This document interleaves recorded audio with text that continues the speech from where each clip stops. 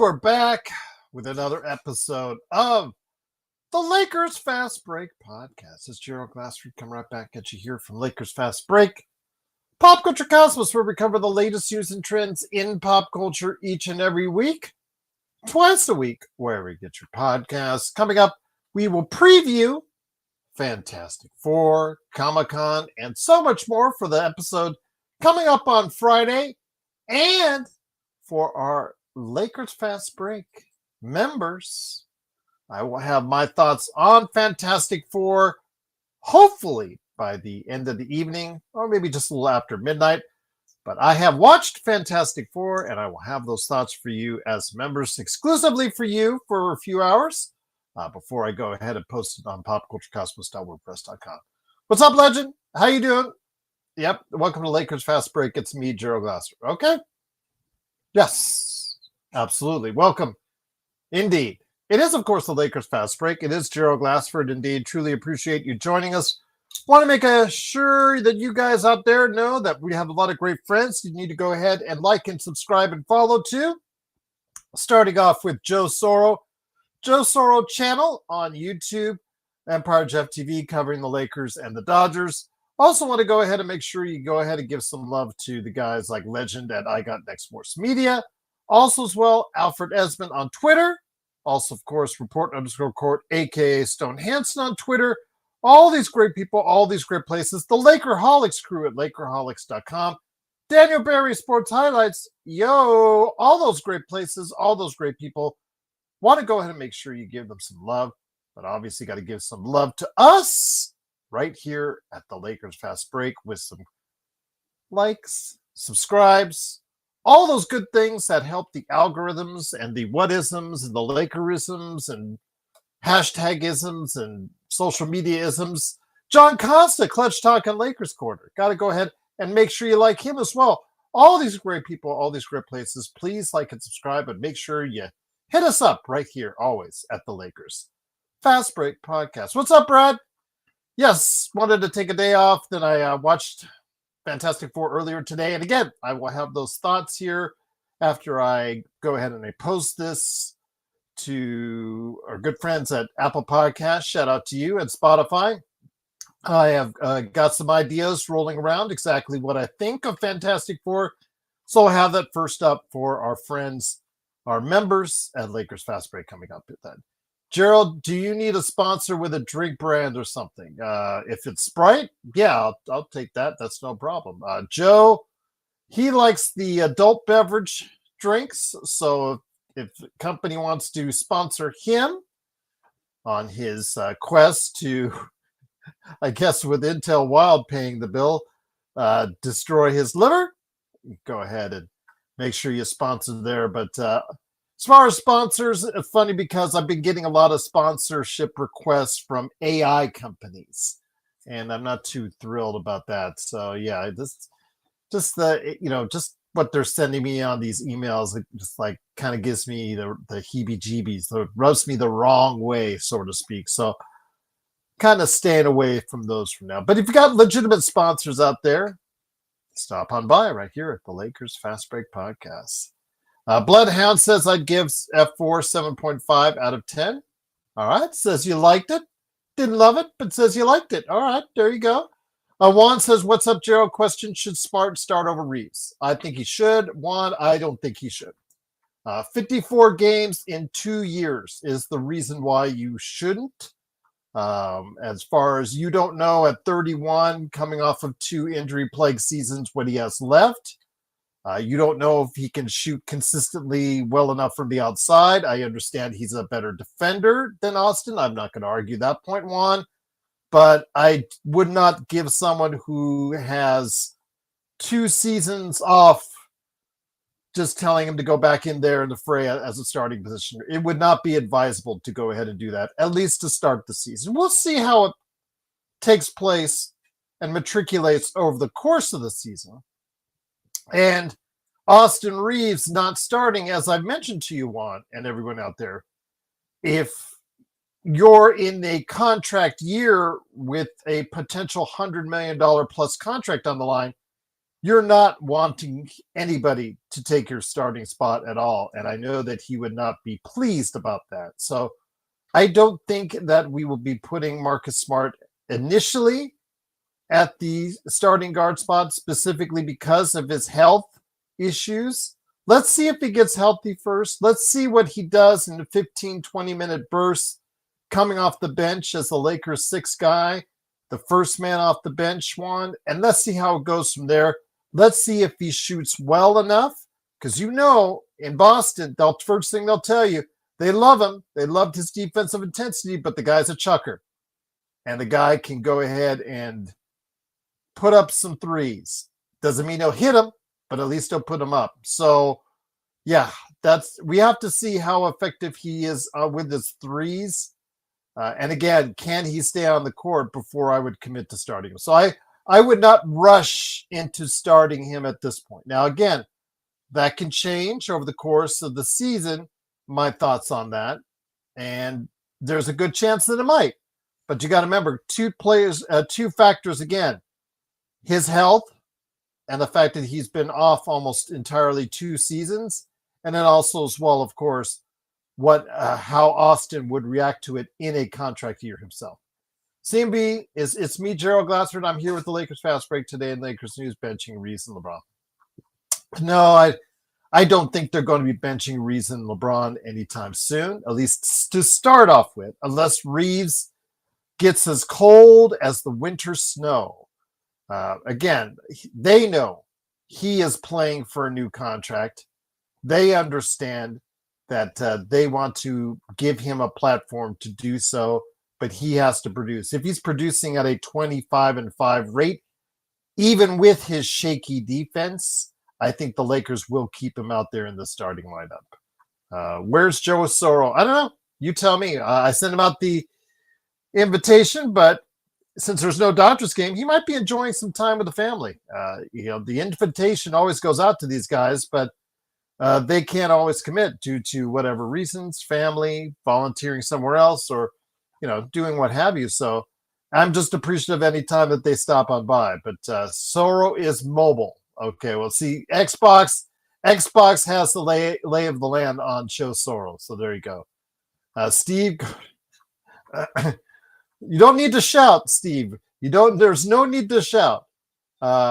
Portland isn't going to trade Jrue Holiday. Yes, I know that, Steve, and I'm going to tell you why the Lakers obtaining Jrue Holiday via trade or via buyout would be a bad idea for the Lakers. But again, as you guys know, that the rumor mill is always running, and it just seems like there's a new name or new names each and every week. Some guy that's inevitably going to join the Lakers. Sometimes it happens. Most of the time it's not.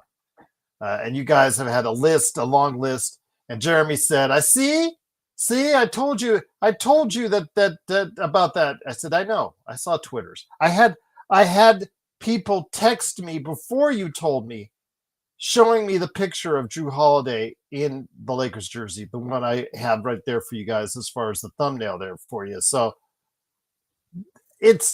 I understand that. But Grant Afseth, I'll get into it now, from the Dallas Hoops Journal, the Next Hoops, RG Media, Ball is Life, DallasHoopsJournal.com. I want to make sure I give him all the credit or blame or questioning. Just interesting how a Lakers rumor comes from Dallas on this, but, I'll just leave it there. But I will say this again: Dallas Hoops Journal, Grant Afseth says that that Jrue Holiday is a name of interest in regards to possible move to the Lakers via trade or buyout, and seeing what there is left with Jrue Holiday, seeing the Clippers become a very old team, a deep team on paper, but also a very old team. Seeing what Jrue Holiday is at this point of his career, and Boston obviously they wanted to make some moves.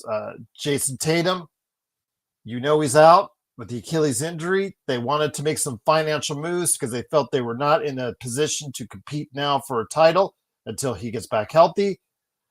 The first thing they wanted to do was move Jrue Holiday's contract, which, if you talk to the people, the insiders, whatnot, constantly gets talked about as one of the, currently, because of the deterioration in his play, his age in the mid-30s, and the fact that he's just not that efficient a shooter. He is absolutely probably got one of the top 10 worst contracts right now in the league, which is funny because with Jeremy Grant, they probably do have the worst contract in the league.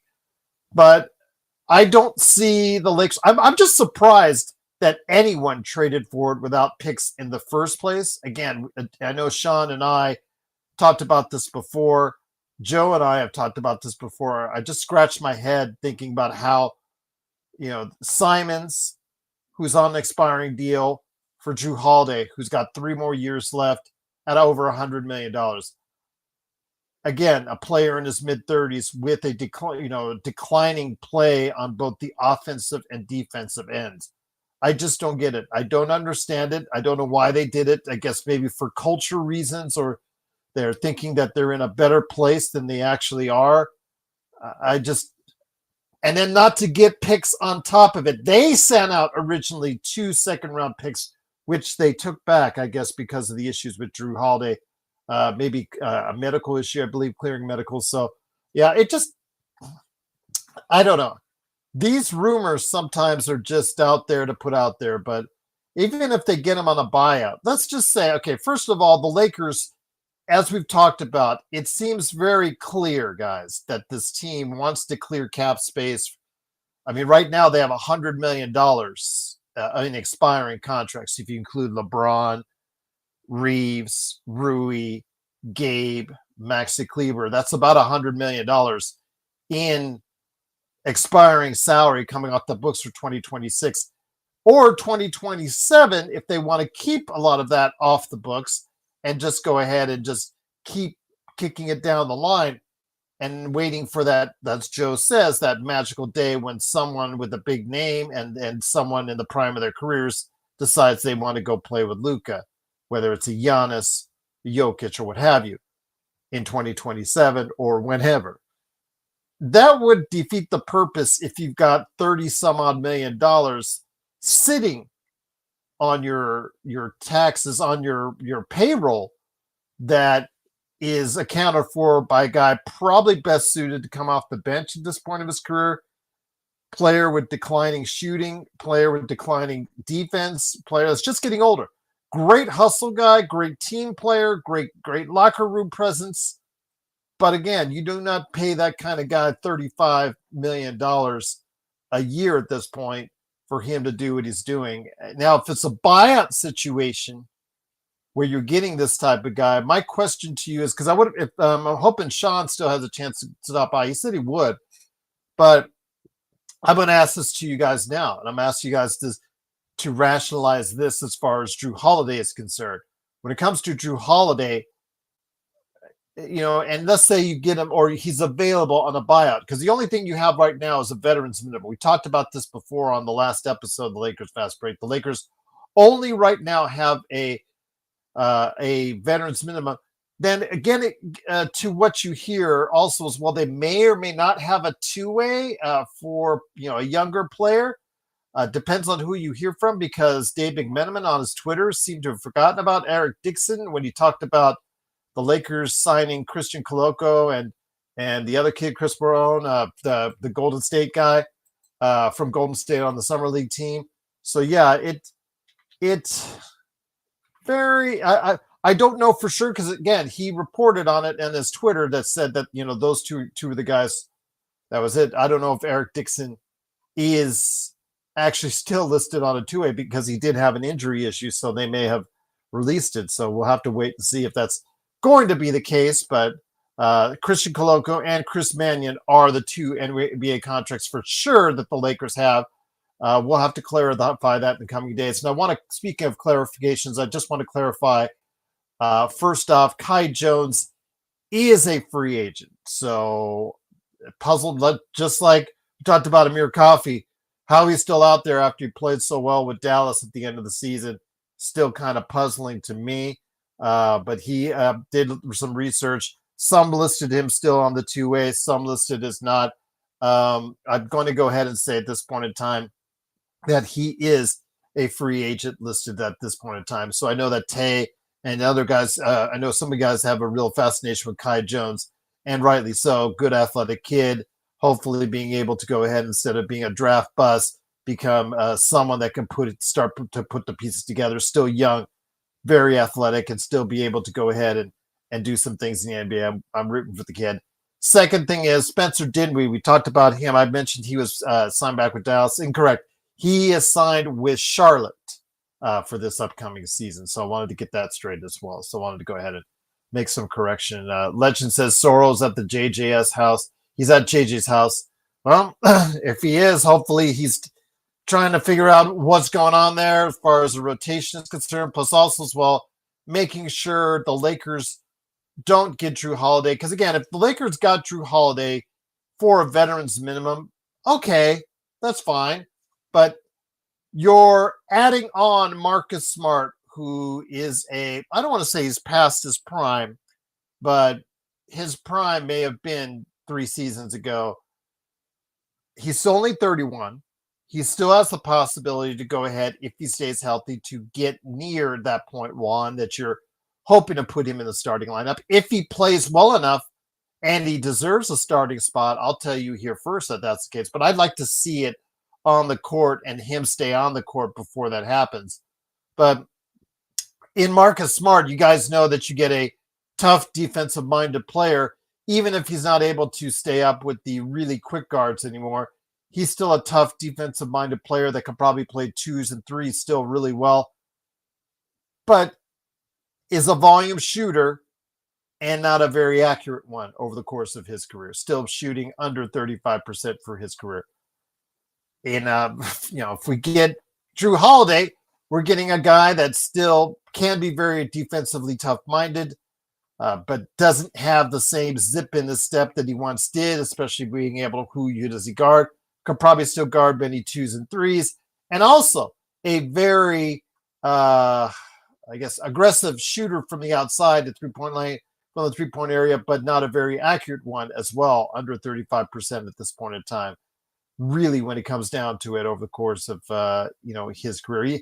Boston, again, they love him to death. They love Marcus. They love Jrue. But, again, they'll tell you it's, those guys just aren't the players that they once were.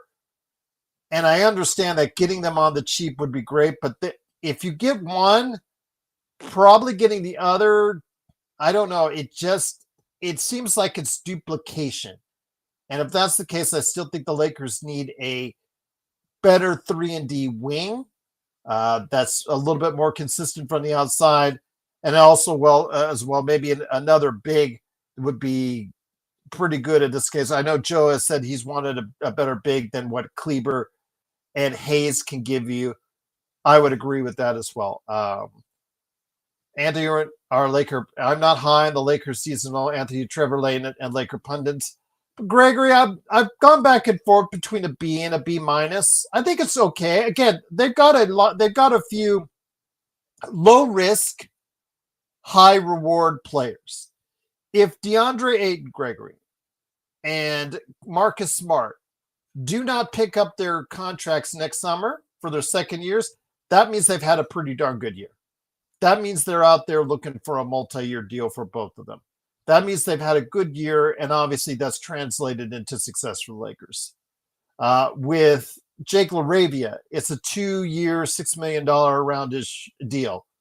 If he stinks up the joint, guess what? It's not that big of a deal. You can go ahead and jettison that deal if you really want to. It's not like it's Vando money or Vando years sitting on the docket for him. So that's one of the things I want to stress. So it isn't the best offseason. It isn't an all-in offseason, okay? Because you guys out there, no one can convince me that they are all in on getting this team into a championship form before the start of training camp.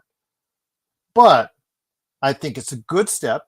Again, a lot of low-risk, potentially high-reward players, And in the end, that should keep them competitive in this upcoming season. So I'm looking forward to that. But I wanted to get that off my chest because, again, I got a text on the other day with a picture of Jrue Holiday in the Lakers uniform, and I was just going,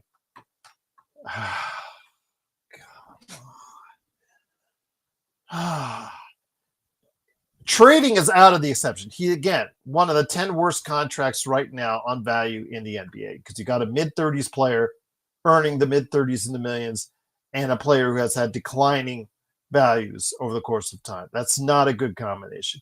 Even if it's a buyout, I just think you're duplicating him and Marcus Smart. So I just wanted to go ahead and vent to you guys out there. Those are my feelings on Jrue Holiday. And, Grant Afseth,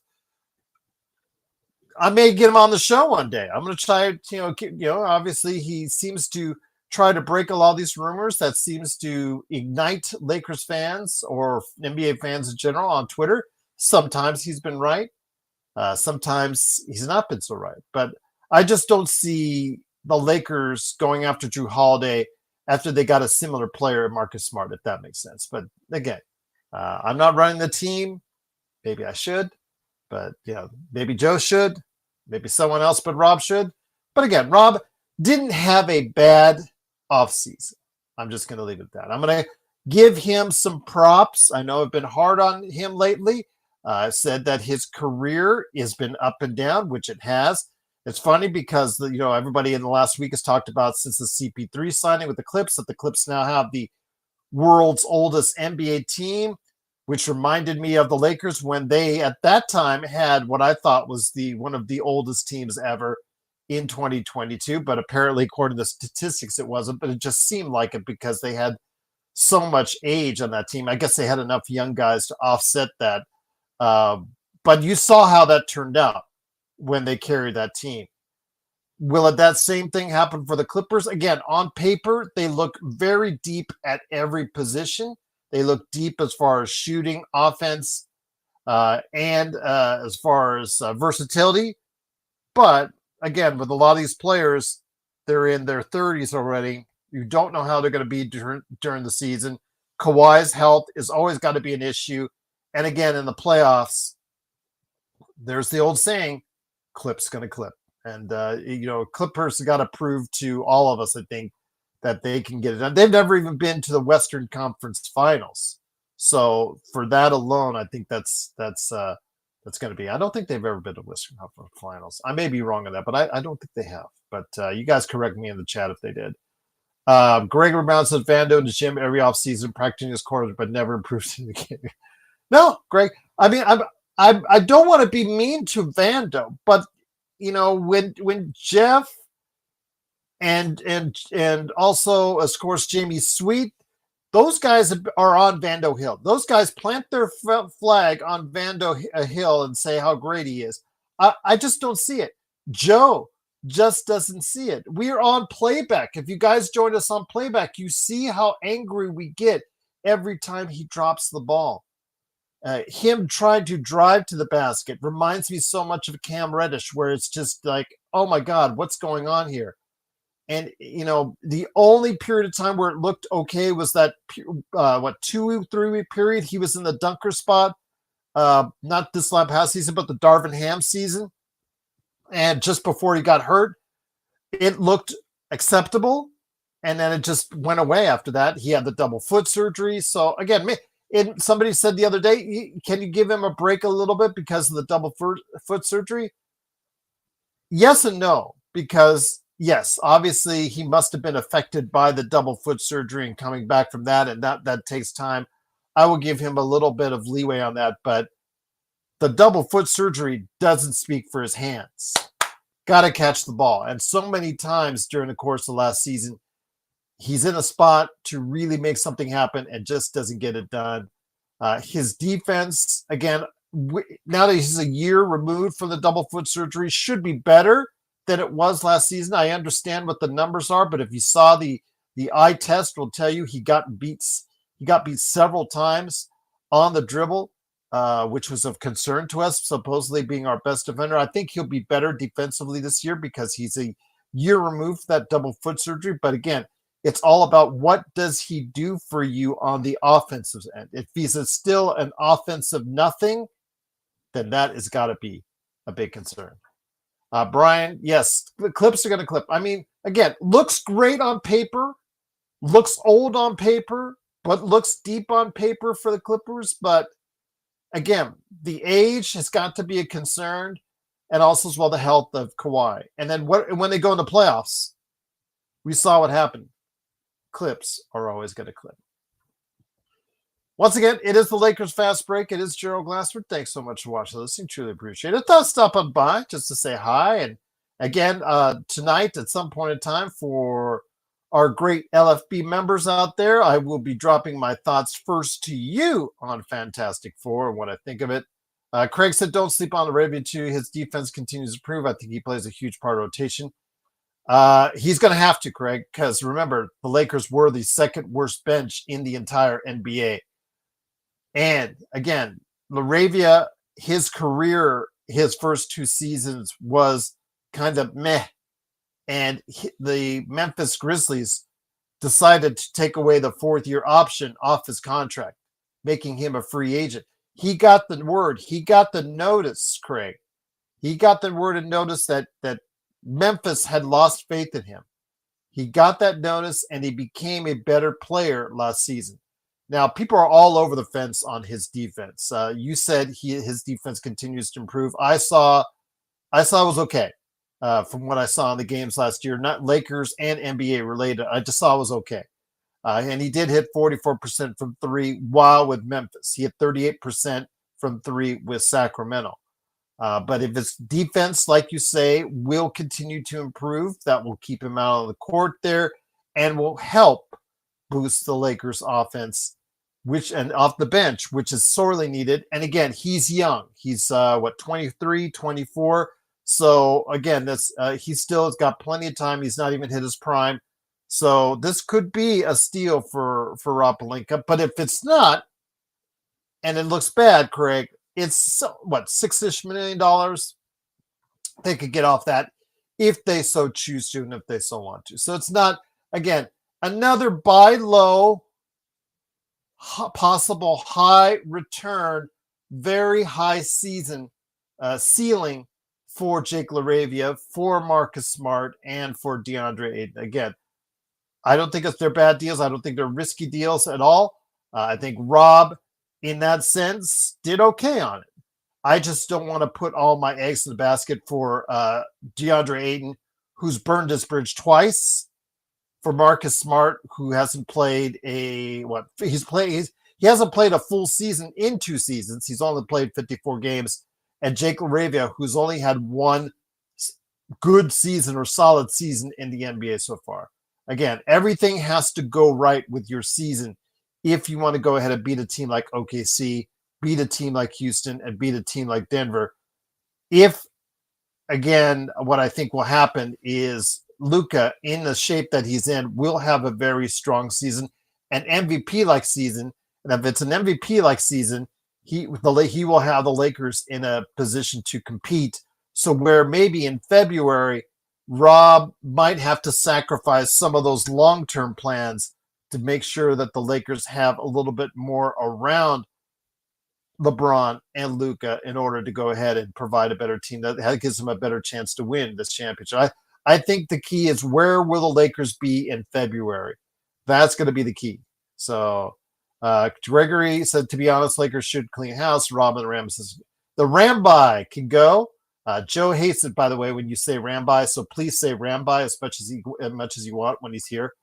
I will say, Gregory, that I agree with you.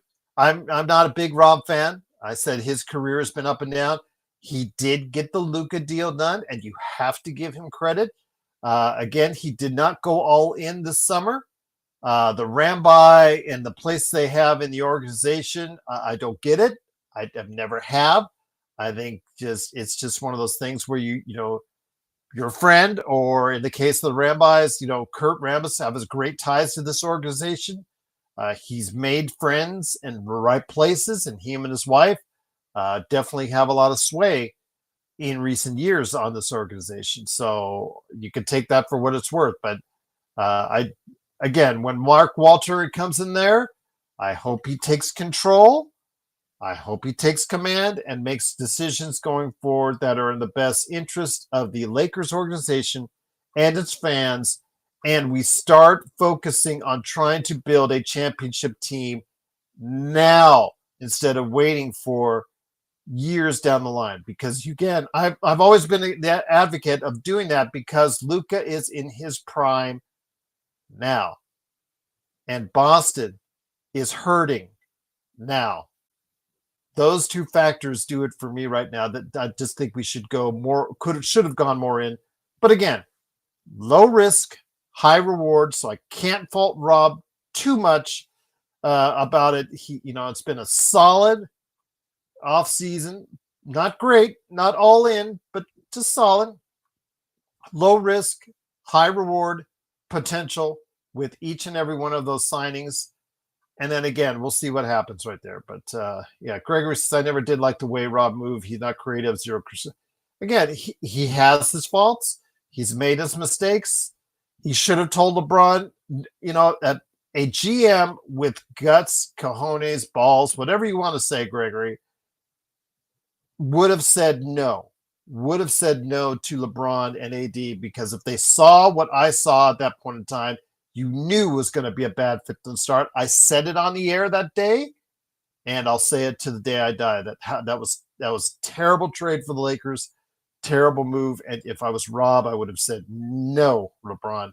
It's not going to happen. But again, CMB says Rob is the best GM in the NBA. I hope you're being sarcastic, CMB, because that would be, I don't put him. I don't put him in the top 15 GMs in the NBA. I don't put him as the worst GMs in the NBA, but I put him right there. I'll say middle of the pack. How about 15 to 20? I'll put him right in there for you guys.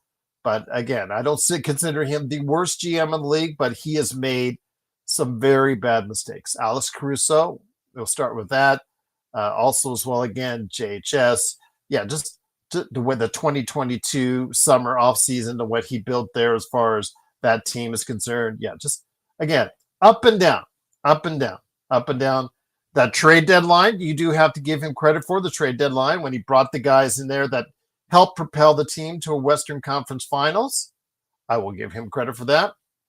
But again, up and down. His career as a GM is up and down. Every GM makes mistakes. Every GM has errors.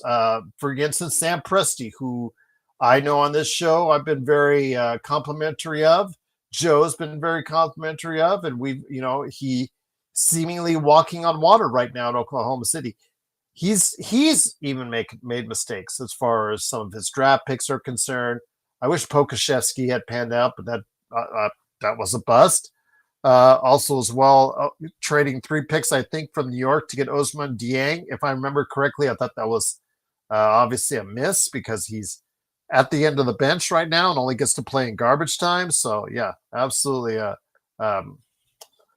Even he makes mistakes. But, again, he's made less mistakes than a lot of other GMs out there. Tim Conley is someone, again, I thought he was a free agent this summer, according to what was said last year. Maybe he signed a deal with the new ownership in Minnesota. Nothing has been reported or been blasted out loud in regards to his contract situation. If he's available, I think it would be a really good fit for the Lakers because he's already built Denver and he's already built Minnesota into true team contenders and championship contenders. Legend said, sorry, Rob will be here for 10 years. It wouldn't surprise me. Again, Jeannie has stated that she's going to be here for a long time to come. That was reported by Ramona Shelburne at the time that Mark Walter, had initially gotten the $10 billion valuation for the Lakers. We'll see if it's 10 to 12 billion once it finally gets ratified by the owners later this year. But yes, if Jeannie's here, there's a good chance Rob will be here as well. I know that Joe is not convinced of that, and I'm hoping Joe is right. But we will wait and see. Again, it's always based off of production. And if the Lakers don't have the type of production we're looking for, guys, and the fan base is very loud in these days and ages of 2025, it's seemingly that the more people complain and the more complaints there are, the more the right people have a tendency to listen. So we will see exactly if that's going to be the case with Rob. But yeah, it's funny because one of you guys says he's going to be here 10 years. Gregory says Rob won't be here long. So could it be somewhere in the middle? I don't know. Gregory says, I don't see Rob being here another 3 years. Is that 3 years too long? To some people, it just may be. Steve says Mark Walter made a deal to keep Rob and Jeannie, but Joe told you why. Jeannie and Rob won't last Joe, but was 100% correct about it. We'll see if Joe is 100% correct about it. Again, one needs to look at the Boston situation and in fact that they sold the team but kept control for an extended period of time to say that maybe there's a deal in place or a verbal commitment like that in place as well. I'm not saying it's likely. $10 to $12 billion, you should be able to run the team how you see fit. But again, we don't know all the particulars. Joe, myself, no one in the Lakers reporting circle knows exactly 100% what that deal is. But I'm sure once the league ratifies Mark Walter, it will get played itself out, and we'll have a clearer idea what the Lakers' future will be going forward. It'll just be a shame because if that's the case, I think we might have, if Luka, especially if Luka has an MVP season, the Lakers get bounced in the first or second round. People are going to be asking themselves. I will be asking myself, is there something else the Lakers could have done this summer to have helped Luka as far as go farther in the playoffs? But we'll see.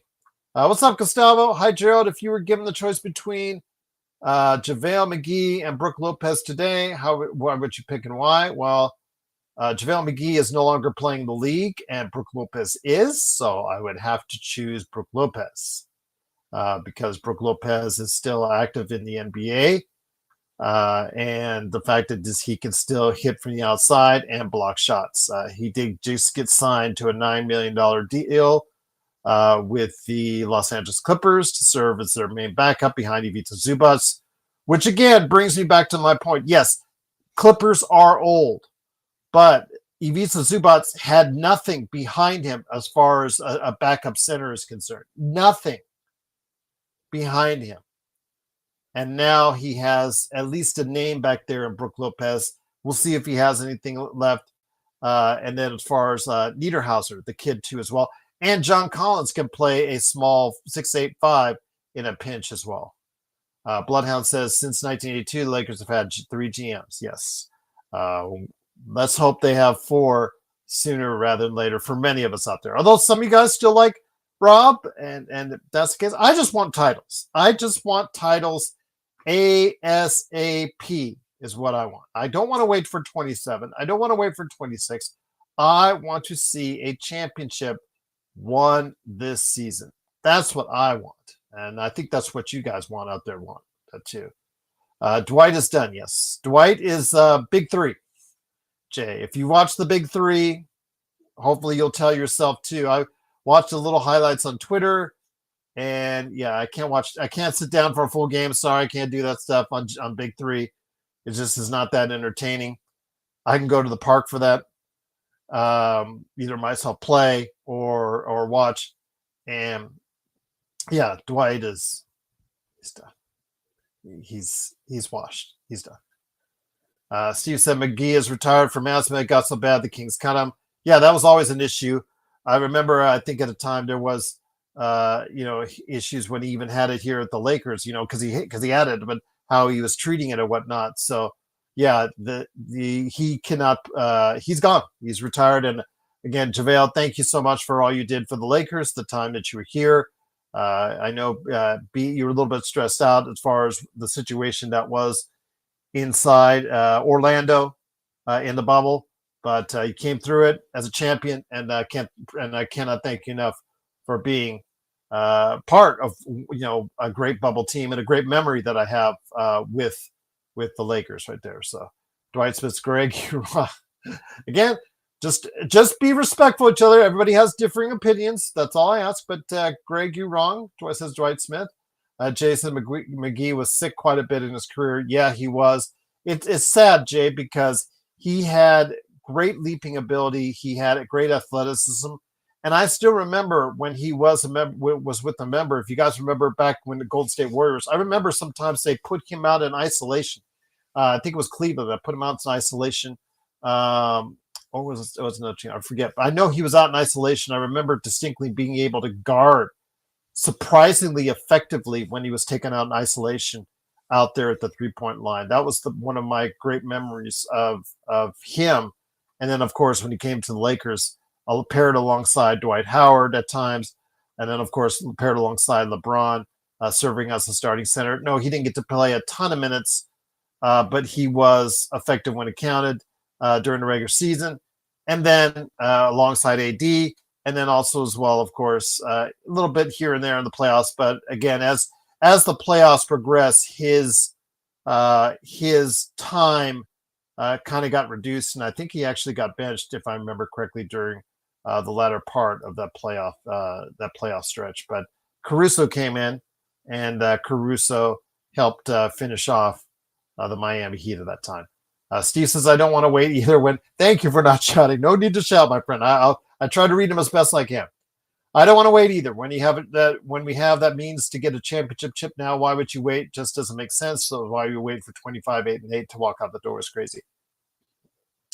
I agree with waiting for LeBron to walk out and you get nothing in return. Same thing could happen with Reeves. The same thing would happen to Rui. Will the Lakers look to trade? Well, they can't trade LeBron unless he asks for it. But will the Lakers look to trade in February Rui or Reeves? Where will they be at in the standings? It's going to be interesting to see what the Lakers will do at that point in time because of the fact that, again, so many different options. Again, coming into the summer, those expiring deals are valuable because these teams don't have set rosters, but they still have plans of what they want to do down the road. So those expiring deals just after the end of the season and leading up to the draft are valuable to go ahead and trades. But as the summer goes on, they become less valuable because you've already solidified your rosters and you've already solidified the way you want to go ahead and approach your season. Now, if everything goes awry by February, in quite a few cases, we will see which teams no longer have a shot at making waves in the playoffs or for a championship. So some of those teams might be more inclined to trade for expiring contracts to help them rebuild for next season. And again, if the Lakers are a top 3 seed in the Western Conference come February, they're looking like they're going to win between 50 and 55 games. Luka's having an MVP season. I think there'll be a lot of pressure on Rob to make one move or two moves to help improve the chances of the Lakers for this season. But I think he's trying to keep it safe. He's having his cake and eat it too. He still wants to be competitive, but he wants to clear cap space for next summer and the summer after that going forward. So I think right now it's like a 1 foot in, 1 foot out. In fact, the Clippers, you guys, we talked about how old they are and all that. It's the same thing because if you look at their contracts, everything runs out in 2027 for them outside of Ivica Zubac. So that could be something interesting to watch as well. Steve says, I can name 10 free agent big men better than Koloko and Maxey, but for some reason they keep. I think that game, Steve, last week where he got 12 and 6, 12 points, I think it was 6 rebounds, 6 block shots was because he had an ineffective summer. You and I both saw that, but the 6 block shots still show that he can, on certain occasions, still dominate as far as rim protection. And I think that alone was his passing the audition for the Lakers. Plus, I think other teams wanted to put him also on a 2-way as well. So we will see what happens with Christian Koloko. Yeah, there are better options. I agree with you out there. But on a 2-way, he's going to eat up, about 40 games or so, and maybe get some time, which, again, with the fact that Kleber to me, is not going to light the world on fire unless something happens, because he is not. If you look at his play and ask Frank when he stops by, our resident Dallas fan, they've got a couple more Dallas fans or former Dallas fans here as well that stop on by. They'll tell you that it's been very frustrating to watch Maxi Kleber since he signed that big contract a few years ago, and to see his deterioration in his play, the injuries, et cetera, et cetera. And then also as well, Jackson Hayes, you saw how bad that got. Now he's going in a position where maybe he's more comfortable. Maybe it's not the position that he wants as a backup center, but I think for the rest of his career, I think that the best, that's what you're going to be looking at going forward, because, you know, he had his chance to be a starting center, to play well, especially in the playoffs, and to be effective enough to get a nice fat contract this past summer. But yeah, he unfortunately did not earn it. Got wasted by Rudy Gobert and the Minnesota Timberwolves. I still think that JJ should have given him another shot in that last game, but yeah, unfortunately, still, yeah, it's this point. Maxi is cooked. Frank's here. What's up, Frank? Hopefully all is well with you, my friend. Yeah, Frank will tell you, Maxi is cooked. Maxi has a lot to prove. Is he one step out the door of the NBA, or is he someone that's going to revert back to what he once was? I would say the step out the door thing for me, based off his previous 2 seasons. Again, just like what we saw with Marcus Smart, are we seeing players that are just have seen better days? And it's something, the fact that, again, it's an expiring contract with Maxi Kleber, so it could be worth something at the trade deadline. With Marcus Smart, it's $5.5 million roughly for the, if he picks up that second year on his contract. If he doesn't, then that means that he's probably done some good for the Lakers as well. Joe and Gerald, what's up? Dwight can mentor Ayton. He's better than Kleber. Gosh. No, Dwight is not better than Kleber at this point. Well, you know what? I don't want to say that. When are we signing Dwight? I hope never, because Dwight and Kleber are both, at this point in time, both washed. I think they could go through the car wash together, because they're both washed right now, in my opinion. I think you guys got to look better. Kai Jones, we just solidified again. I did some research because I wasn't sure if he was still on 2A. Sport Track still had him listed. Now they don't. I checked some other places. It looks like he's an unrestricted free agent. I would rather get him as a young, big 7-footer with athleticism that could play the 4 and the 5, rather than what I would get with Kleber or Dwight Howard at this point. And the Lakers just ignore it. He played well for Dallas, trying to turn his career around. Could be a prime lob threat for Luka coming off the bench, just like Jackson Hayes. But I guess that's not to be. But he rebounds better than Jackson Hayes. So I don't know. I don't know. You tell me. Gregory Brown says, besides Magic Johnson set up the trade, Braun and Magic really got AD. Yes, it did. But gosh dang, that Ivica Zubats trade. Oh, Mike Muscala. Oh, still hurts to me this day. S1 says, what's up, Gerald? In your opinion, what type of player or players will give this bench a boost to where we could say we have the deepest bench in the league? Well, again, S1, I had mentioned the other day that before the draft, I really would have gone hard at a multiplayer deal with New Orleans, especially seeing Troy Weaver and Joe Dumars there. And obviously we saw with the trade for Derek Queen for an unprotected 2026 draft pick, maybe they're not the best talent evaluators, because why would you give up in a potentially great year? They better be they must be in love with Derek Queen, and unfortunately, who did get a wrist injury and is going to be out for 12 weeks. Maybe ready by training camp, but that's probably doubtful. We'll have to wait and see. But yeah, I would have pushed really hard S1 for the package I've talked about with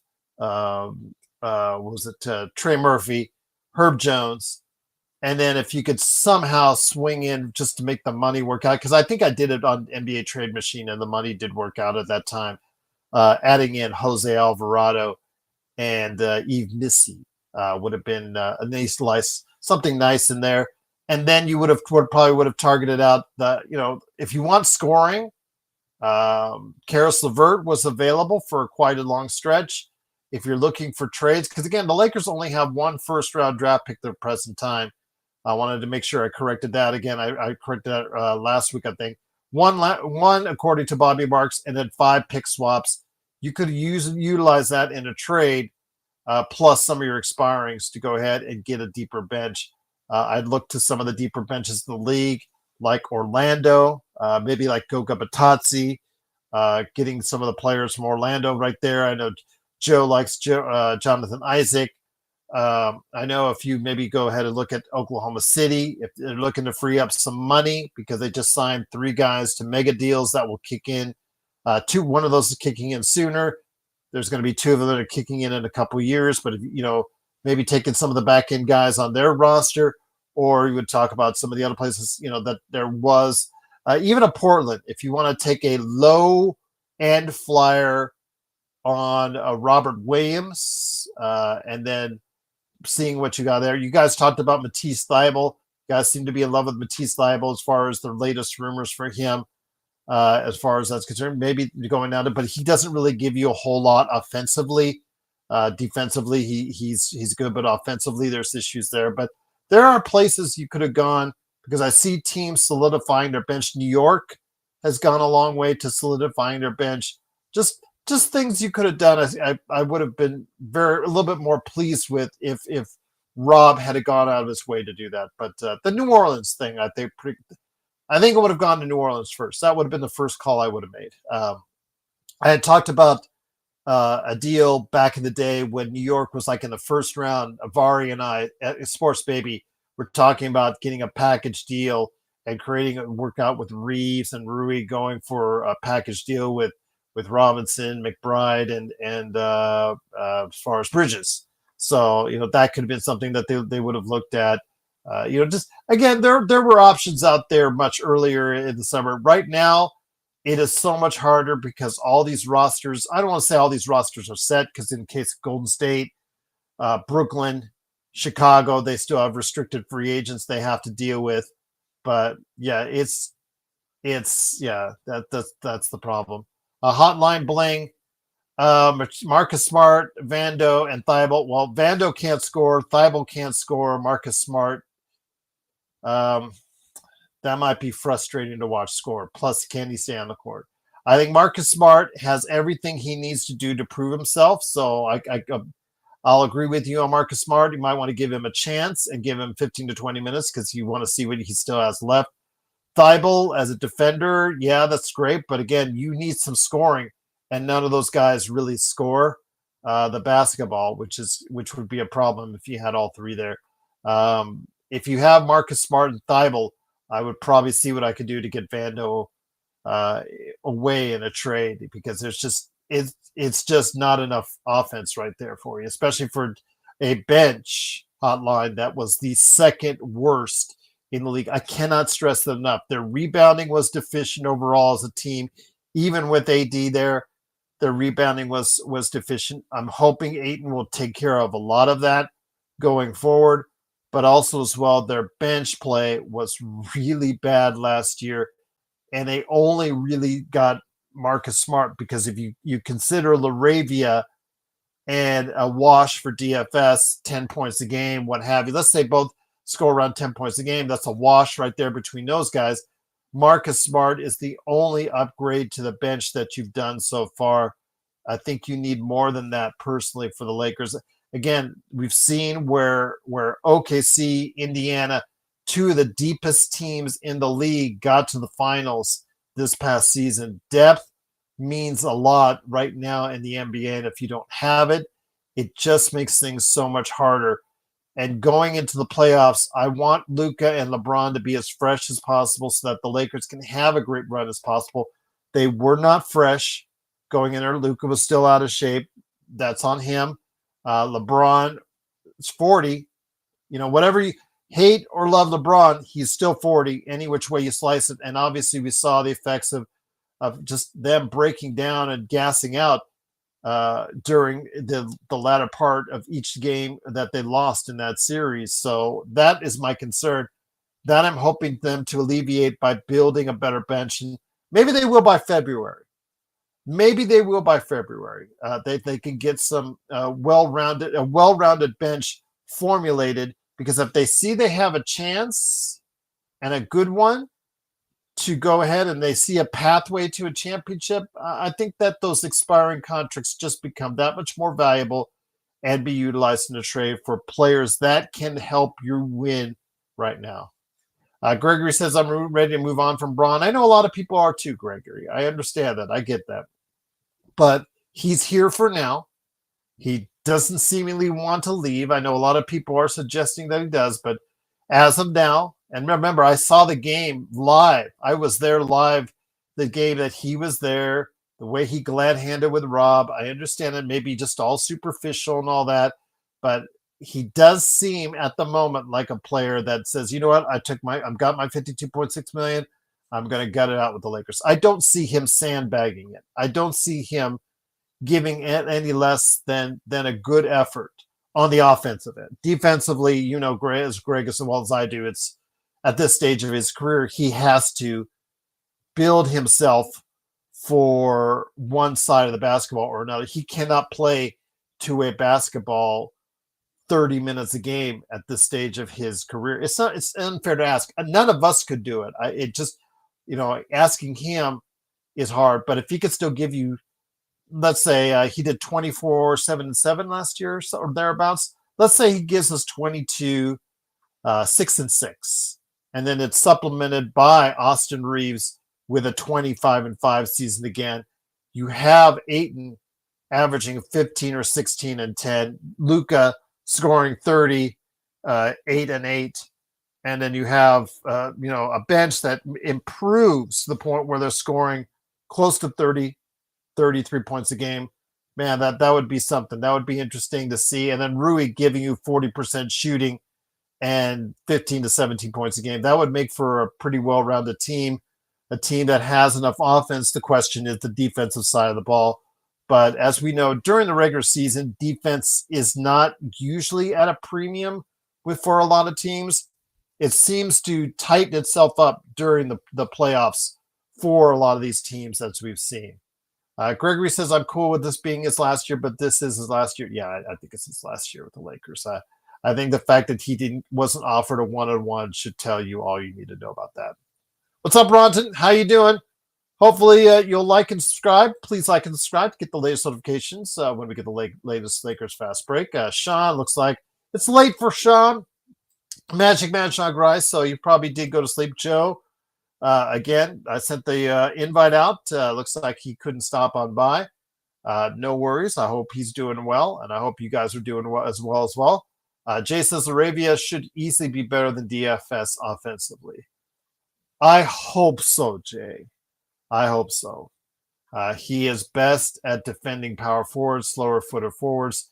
DFS can still defend both forward spots. Yes, he can. So the thing is, Jay, my question is, who really guards the athletic wings on this team? And that's what Marcus Smart is now being asked to do. But then if Marcus Smart has to guard the wings, then what happens when we have a quick athletic guard at the point? Who guards that then? Yeah, just it's not the perfect roster to throw out there, but if Luka has an MVP season, he can definitely make it work. CMB, what's up, my friend? Again, great to have you here. Also is watching. Gerald, if we lose to Minnesota in the first round, is it a failure? Yeah, it's a failure. Absolutely. Anytime you don't win a championship, it's an organizational failure at some point. We can't take moral victories. This is a team that's won 17 championships. I'm not interested in moral victories, and I don't think they should be either. They should be like, oh, shucks. Yeah, what a great season, but we just didn't get it done in the playoffs. Yeah, those moral victories are for other teams. I know that Joe was talking about the Taylor Swift banner and the Clippers and all that. But again, I'm not into moral victories. I'm just into championships. And for me, right now, with a prime Luka, Luka's in his prime. I understand he has many more years to come, and I'm going to talk about that before we head on out with what Trevor Lane. A lot of you guys really like Trevor Lane out there, and again, as much as we chide him for being boring as cardboard sometimes, no one can refute his work ethic and how much he puts out there as output. He gets paid for it. You guys support him, so I got to give him credit at that. So I'll talk about his reporting here in just a second to hear your thoughts about that. Jay Gerald writes, smart is that guy right now. That's a problem for the Lakers' total defense. The Lakers need multiple wings. Yeah, I think they need a 3-and-D wing. I said Amir Coffey. Amir Coffey doesn't solve the problem, but he's a young wing, athletic, who can hit an outside shot, who did play on a team that was the third-ranked defensive team, I believe. I think they were top 3 in defense last year in the Clippers. So you tell me. He's still out there. Got to ask yourself why. What's going on with Amir Coffey that he is still out there? Kai Jones, why is he still out there as well? It's just very strange that we see these things and see how these guys play, and they're still out there. And I know that expansion is now being kind of cooled off for now, but these guys like Amir Coffey and Kai Jones, yes, I know it would thin out the player base as far as the overall skill levels concerned when you add 30 more spots as far as is concerned to the NBA rosters, but at least guys like Kai Jones and Amir Coffey wouldn't have to be sitting out there right now. In Amir's case, might be drinking a cup of coffee, trying to figure out where he's going to go to next. Gregory says, I'm not a fan of Trevor. I'm not, but I respect his work ethic. Anybody who puts out the shorts and the long form stuff that he does on so many occasions per day or per week, does his other channels, you have to give respect to whether you agree with him or not, whether you think he's entertaining or not. Anybody who is out there that has such a following, he's worked hard for it. He's graded. He's done, he writes stuff for LakersNation.com and all that stuff, and then he goes on other people's shows as well. I think we got to give him credit for that. I'm not a big fan of his with his work, but again, you've got to credit the amount of time and effort he puts into this, because I know how much time and effort I put into it and have put into it.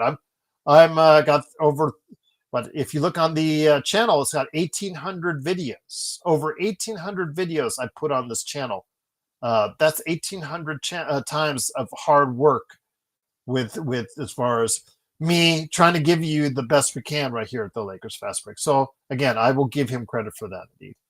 But I don't listen to him. I don't listen to him. But he did report via Twitter that that next month, when as soon as it's available, that Luka will sign a 4-year extension. My guess would be a 3-and-1, if that's the case. And I know that I was kind of cool on it because of the fact that if Luka has more money waiting for him next summer, I would, as an advisor, lean him towards that. But if he does sign next month, it's partly because he wants to be a Laker. He wants to be a Laker for at least a while and see how that works out, which is great for us Lakers fans. I would be ecstatic if that's the case. And it also is it because he would be making a decision based off of the way he left in Dallas as well. That's just the one thing. You don't want to make emotional, rash decisions, but I'm hoping that he will sign next month because he truly wants to be part of the Lakers and sees what they see with their vision going forward. Legend Fanboy says Joe Soros eating yogurt with peanut butter and chocolate chips and honey and whipped cream and pecans and almonds and pistachio and berries. That doesn't sound too bad. That sounds pretty good, Legend. There you go. All right. Gregory says Luka Savigno coach put that out there. Gregory, I heard that mentioned as well. But Lakers, Trevor Lane was the one that was saying that the reports are saying that. So again, you can take that for what it's worth. And you can listen to Anthony Irwin. It will be the direct opposite of what he says. With Anthony Irwin, it's just I listened to him for years on the Lakers, the one that the as far as some of the regular shows that he was on previously, before he was doing what he's doing now. And yeah, just the Locked On Lakers show, excuse me. And yeah, I was listening to it out of necessity, because Lakers Nation I wasn't really a big fan of, but it was him and Trevor Lane for the most part at that point in time. The Lakers podcasting hadn't really blown up. There wasn't really any shows I could connect to. And actually, listening to Anthony Irwin read ad reads helped decide for me that I needed to do a channel on the Lakers, because I've already been doing for years the Pop Culture Cosmos. I had previously done a video game podcast for years before that. And I said, you know what? I'd done on the Pop Culture Cosmos show on occasion. I had done actually Rafael Barlow, my friend, who I couldn't see after he was going to leave Las Vegas when I was coming in there, as far as to the Thomas and Mack. So I didn't get to see him this year, but I hope he's doing well. Locked On Lakers was something where if you listen to it with Anthony Irwin, yeah, it's not a great listen, but again, it was all there was out there. And part of the reason why I started this channel was I started to do basketball stuff little by little on the Pop Culture Cosmos. And I just said, you know what? I'm a passionate fan for the Lakers. I've been a Lakers fan since the 70s. I was born a block away or 2 blocks away from the Los Angeles Forum. I really, really think at that point in time I should do something to go ahead and commemorate my affirmation for the Lakers, because I think I could bring something positive. I think I can bring something to this community. And I'm very I'm very grateful to you out there that you've been able to stick with me all this time. And I'm very, very thankful for all the people who've stopped on by here on a regular basis that volunteer their time because they have the same affinity for the Lakers as well. Whether or not you agree with us or you hate us, you think we suck, you think we're great, at least understand we're here because, first and foremost, we love the Lakers. Frank, what's up again? Gerald, just curious, how would you react if by chance Luka decides to leave LA? I wouldn't be surprised. I mean, nothing in this anyway. Luka coming to LA surprised me because I thought he was a lifer in Dallas. The way he was supported by the community, you know this better than I do, Frank, that I thought it was a done deal he would be there. Him coming to LA was a big surprise. So him leaving LA for whatever reason, if he sees greener pastures somewhere else, that wouldn't surprise me. But I think in August, I was earlier this month leaning towards the fact that I thought it would be in his financially best interest to not sign an extension next month. So I didn't think he was going to sign, just like Jokic didn't. But him helping Marcus Smart as far as phoning him on the phone, seeing the reports and seeing more people thinking that he's going to sign here in just a few short couple weeks or so. Yeah, it just seems like it's gonna happen. And if that's the case, more power to him. If that's what he wants going forward, that's fine. But no, nothing at that part of it since he got here surprised me. But if he leave, that wouldn't surprise me. CMB Gerald, if Luka signed with the Celtics, what would be your reaction? It would just be disappointment. And it'd be just disappointment because the fact is, Luka, you and I both know, okay, Luka has his haters. Luka will always have his haters. That's what we've seen on this channel. His defense is what it is. But Brad Stevens, and whatever you say about the Celtics and you hate the Celtics, whatnot, Brad Stevens is a top-tier general manager. He is very astute as far as talent evaluations. If he gets a Luka Doncic on his team, he is going to build a team around him that's going to be capable of winning a championship. And that would be, it would really hurt. I think it would be, I don't want to say depressed, CMB, but I would be down about it because of the fact that I know what it leads to. It leads to the fact that, again, Boston would start distancing themselves as far as the number of championships away from the Lakers. That's my overall thing as a Lakers fan, is I need to see before I die, which hopefully won't be for a long time, that the Lakers will be ahead of the Celtics in world championships. That's my hope. That's what I would like to see. Legend said, who's better in your opinion, Derek White or Reeves? Derek White, because of the fact he plays at both ends, Legend. That's just my taste. But Derek White is older. He is 31. So his play will start to come down. Reeves, even though he is who he is at this point in time, still I think has a little bit to go because he's in his prime now. Reeves is in his prime now. So is White. We'll see how long that prime is for White, but I would probably say White is, yeah, defensively it's just in fact, he's there and he shoots better from three. Now playmaking, Reeves is substantially better in my opinion than Derek White, but on the defensive end, yeah, it's no doubter. And he's more efficient from the 3-point area. Remember, there was a time when he wasn't. That's why he got traded from San Antonio. Is he wasn't efficient from the outside, but he's made himself into a good shooter with Boston, and that's to his credit. What's up, Trevon? Haven't seen you today yet, so hopefully everything else well as you, my friend. If Braun and AD didn't come here, Rob and Jeannie would ran this franchise. Yeah, well, okay, we had talked about this before, Trevon. Not in a not too distant past about Jeannie, because there was that period of time, there was that many years that the Lakers weren't getting in the playoffs, and that her first few years were marred by no playoffs. So you're right. If LeBron and AD, or if LeBron didn't come here and AD didn't want out of New Orleans and he didn't want to get traded, but he did get traded. If LeBron didn't come here and AD didn't come here, it would be very much a completely different story. I don't know. We would probably still have Jeannie here, but would we be valued at $10 billion by Mark Walter? I don't know.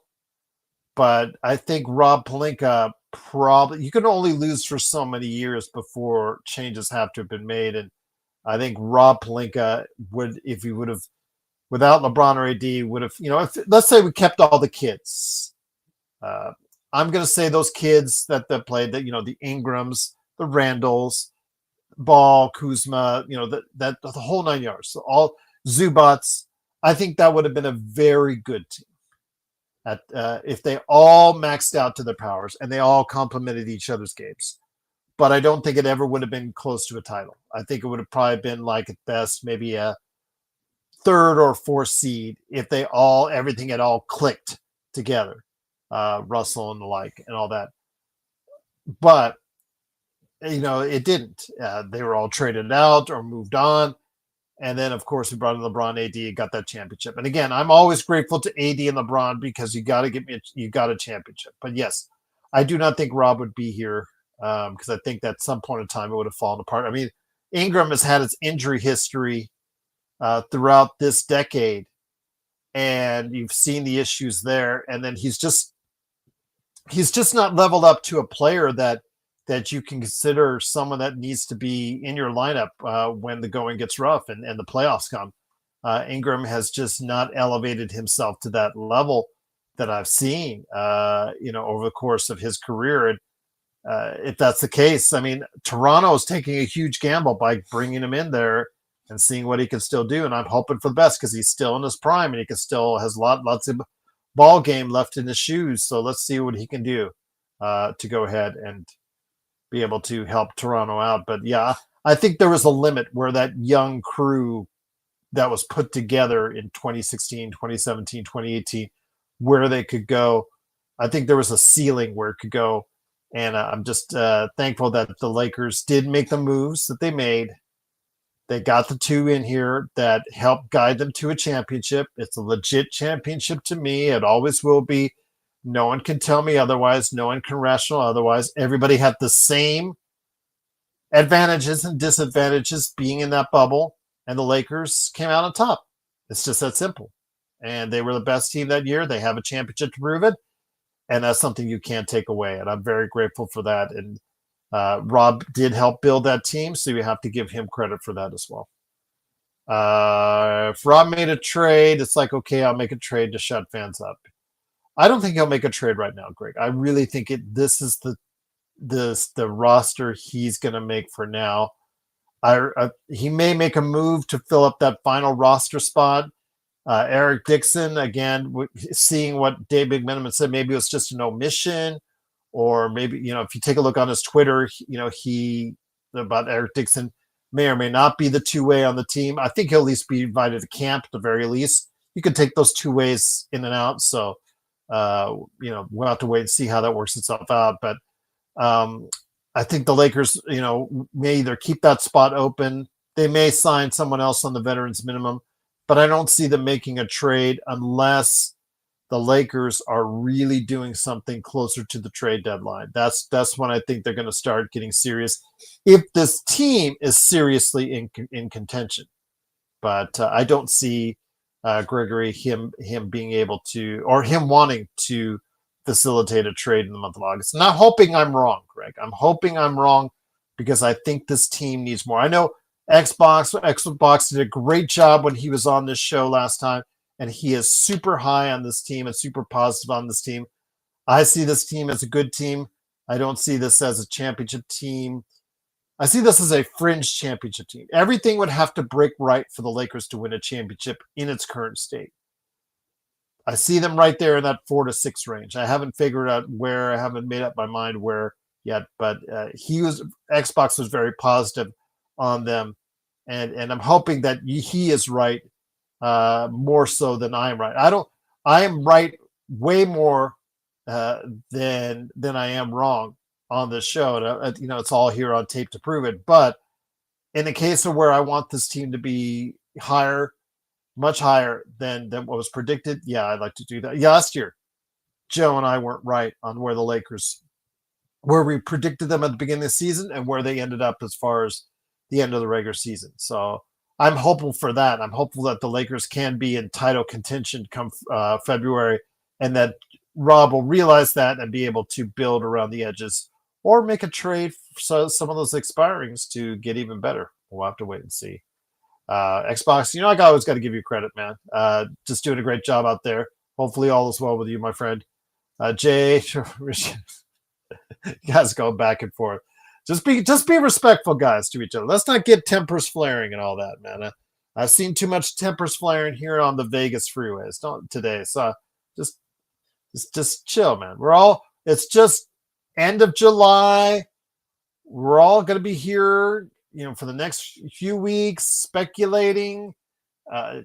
August, September, it's going to be the slow time. You guys just chill, man. Just chill. I mean, I want you guys to be happy and enjoy what we do. We're going to try and bring you as much as we can here as far as content is concerned. Yeah, Isaac, Koloko and Mannion are in two ways, but if you remember, it was reported at the time after the draft that Dixon was offered a two-way contract. And it was mentioned before when the Lakers started the Summer League that Dixon was on a two-way. But I guess maybe he was off a two-way. He's not been presented to it. Maybe his injury, because he does, I believe, had a foot injury or a knee injury. One of two. Yeah, he's. I'm gonna go ahead and look it up right now. But maybe the injury is preventing him from committing to a two-way, and maybe he's going to get a camp invite instead. But he was. Yeah, and there you go. Okay, here it is. Eric Dixon hasn't played in Summer League because of his foot injury, and he hasn't signed his two-way contract. Okay, so he was offered a two-way contract, but he wasn't. He hasn't signed it as well. So he was offered a two-way, but he hasn't signed it due to his foot injury. So there you go. That's the answer right there. So I believe he's scared to make an off-season trade, afraid he will make a mistake and lose his job. I don't know. It all depends on what he's talked to Jeannie, because again, Gregory, as much as you and I like to say that he could be on his way out sometime soon, and a lot of people like that, the thing is, what is Jeannie telling? Is Jeannie telling me he has job security? Does he not? I know there's a plan in place, Gregory, from what Rich Paul said. However much the passive aggressiveness and all that stuff is going on, the one statement that I'm holding true to what Rich Paul said when LeBron signed signed that for that, picked up the final year on his contract. The final thing I said, I remember Rich Paul saying that I did take valid and I did think was probably the most truthful thing in that statement was that the Lakers are on two different timelines. One to free up cap space for 26 or 27, and one to try and be competitive now. But in order to do so, you cannot fully commit to or trade for players that might tie up your cap space going forward. So again, the Lakers will have a lot of clear books. I'm not in love with it because the fact is the more you're preparing for down the road, the less time the less focus you will have on trying to prepare for today. And I'm hoping that that this team will be competitive enough to the point where it will force Rob's hand in February or January or what have you, closer to the trade deadline, to have to make some moves. I'm hoping that we will see an MVP like season from Luka, that Luka will go ahead and really get you guys going as far as talk of the MVP, how great he's playing, whatnot, but also get some help so maybe you can cut back on Luka and LeBron's minutes going into that half of the season so that they can get more prepared and ready for a playoff run. That's my hope. That's my hope indeed. Yeah, but Frank, it's always they want money. They want to clear that cap space and have money available. But again, for who? For who? Jokic is probably going to sign to a deal next year. If he doesn't agree to an extension next year, guys, for $80 million more than what he could have signed for this summer, and if he doesn't do that, then let the games begin. Let the speculation begin on him. But I just think that Jokic's name should be left out of this room because I really think I'm 90% sure that he is going to sign an extension next year unless stuff goes totally BS and totally crazy for the Nuggets, and that he's just become so disenchanted that he wants to move on. I really don't think that's going to happen, and I really think that he's going to sign an extension next year. So I really want to put that out of my mind. Again, we'll revisit it if he says no next summer. Then the rock eyebrow will go, ooh, yeah, there you go. It'll go one up and go like that. But Giannis will be 33 when his contract expires. That's the big thing. How much of Giannis will be left? I know Joe is more convinced than I that there's still going to be plenty left in the tank, but Giannis does rely on his athleticism to a bit. He's not the greatest of shooters. He's still a great rebounder, facilitator. He's very underrated and absolutely as a scorer and a driver. But how will his game be as he starts to get older? Because he is over 30 now. So where will that be once his contract comes up? JSJ said, hey, Joe, just finished watching Fantastic Four. JSJ says he really likes it. That's good, my friend. I watched it. I cannot say how it is. I'm going to go ahead and have it for the members later tonight. I will go ahead and type it up. But tomorrow, if I have a show, which I hopefully will, but not 100% guaranteeing it, but on Fridays and Saturdays because availability, weekends, people are always doing this and that. But I will try to see if I can squeeze in something, well, at least one show today or tomorrow or Saturday.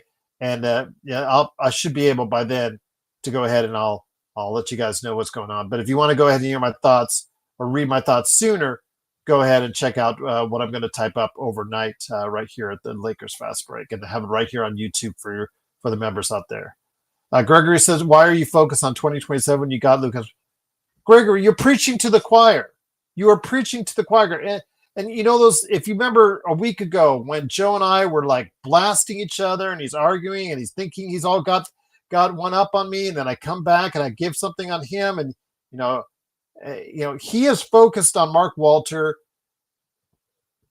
coming in, and I understand why, because he's done a great job with the Dodgers. I'm not doubting that. But, Empire Jeff has also been very adamant about 2027 as well. But again, this is Luka's prime.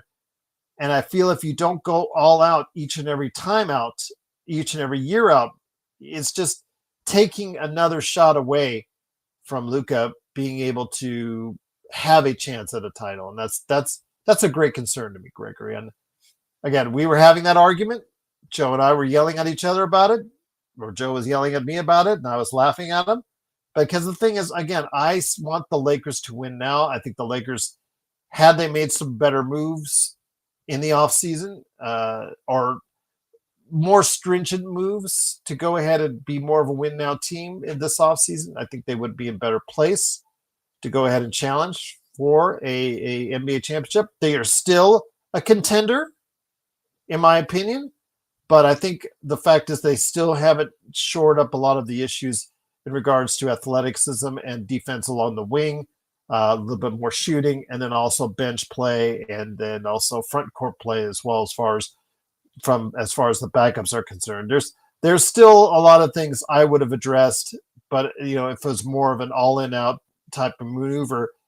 But again, it wasn't to be. They're on a platform to go 26 or 27 when all those expirings come off, or do you wait and keep money off the books for Giannis in 2027 and wish on that pipe dream? Or, as Joe said, someone will magically appear with a name that wants to come and play with Luka in Los Angeles, because things like that always seem to happen for the Lakers. If you want to count on that and bet on that, I'll leave that up to you. But again, I at what cost does it come by? If again the Lakers have a Luka MVP type season this upcoming season, and the Lakers only get to round 2, I think you guys will be asking yourselves, what more could the Lakers have done in order to provide Luka with a championship team? That's my deal. That's what I'm saying. So I agree with you, Greg. I see Intel's watching from the back again. He said Clippers should change their name from Toenail Clippers to the AARP Toenail Clippers. Yes, they are the oldest team, one of the oldest teams ever. Intel. I see Intel's watching from the back again. I'm in the future for him right now, so I'm wishing him well and hoping all is well with him.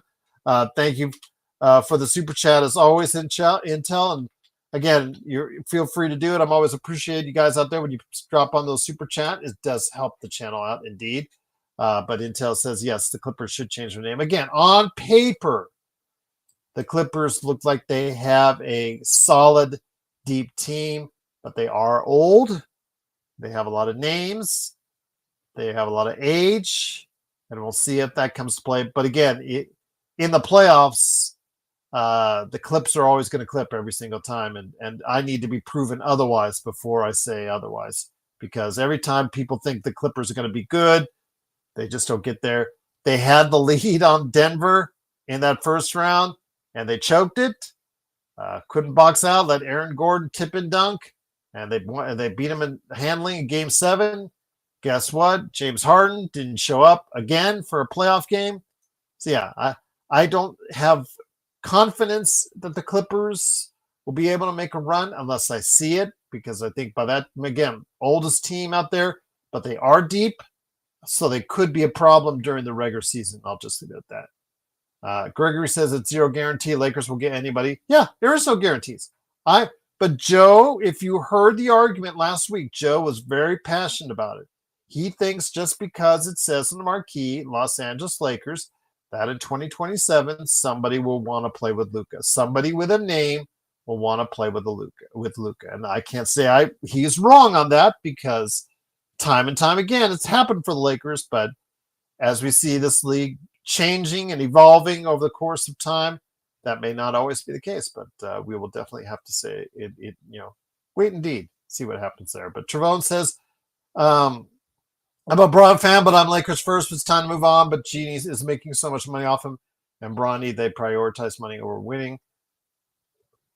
Travone, last year, what Bronny for time was it reported? I reported on the show, according to articles that were out there, that he had sold 500,000 jerseys, essentially paying off his entire salary right there, and a profit for the Lakers on that, just on that alone. And then LeBron, you know how much merchandising and all the other stuff that comes along with Braun, how much money that makes the Lakers organization each and every year. So yes, they are making a lot of money off of LeBron and Bronny. It is time to move on. I think it is time to move on for all parties concerned. I think Braun will, if he has a good season this season, I think he will play somewhere else. Or maybe the Lakers had a reduced rate, but I don't know. I think he'll play And if Bryce is ready, or in his opinion ready, I don't think he'll be ready, but if in opinion he's ready, he might want to play with Bryce somewhere else, on Cleveland or somewhere else. But we'll see. I heard convo, Gerald. No worries. No worries. Yeah, again, when it comes to what we're seeing, Gregory, with the way that I want to see the Lakers play themselves out and how they're being run right now, they're kind of different. But again, I can't fault Rob on a terrible offseason. I just think it would have been great if they did a little bit more or gone in a different direction as far as all in. But they didn't. They got low risk, high reward potential on all their three signings. So I have to compliment him on that, and we'll see if it plays itself out. And if it doesn't, rest in peace, Hulk Hogan. Absolutely. Rest in peace, Hulkster. There you go. What he brought to the world of professional wrestling cannot be understated, and professional wrestling wouldn't be where it is today without him. Regardless of what you think about the individual himself and what he said and did outside the ring, which again, you guys can go into, and I'm sure that, and actually they have been getting into all day on social media. I'll let you guys go into that. But no one can deny his impact on the world of professional wrestling. So Intel, I know that you'll be listening to this in the distant future, but just wanted to give you a heads up on that. So yes, absolutely. I'll be hopefully getting one of my good friends, Mr. John Orlando, on the Pop Culture Cosmos very soon, maybe even as early as tomorrow, to go ahead and talk more about the life of Hulk Hogan on the Pop Culture Cosmos.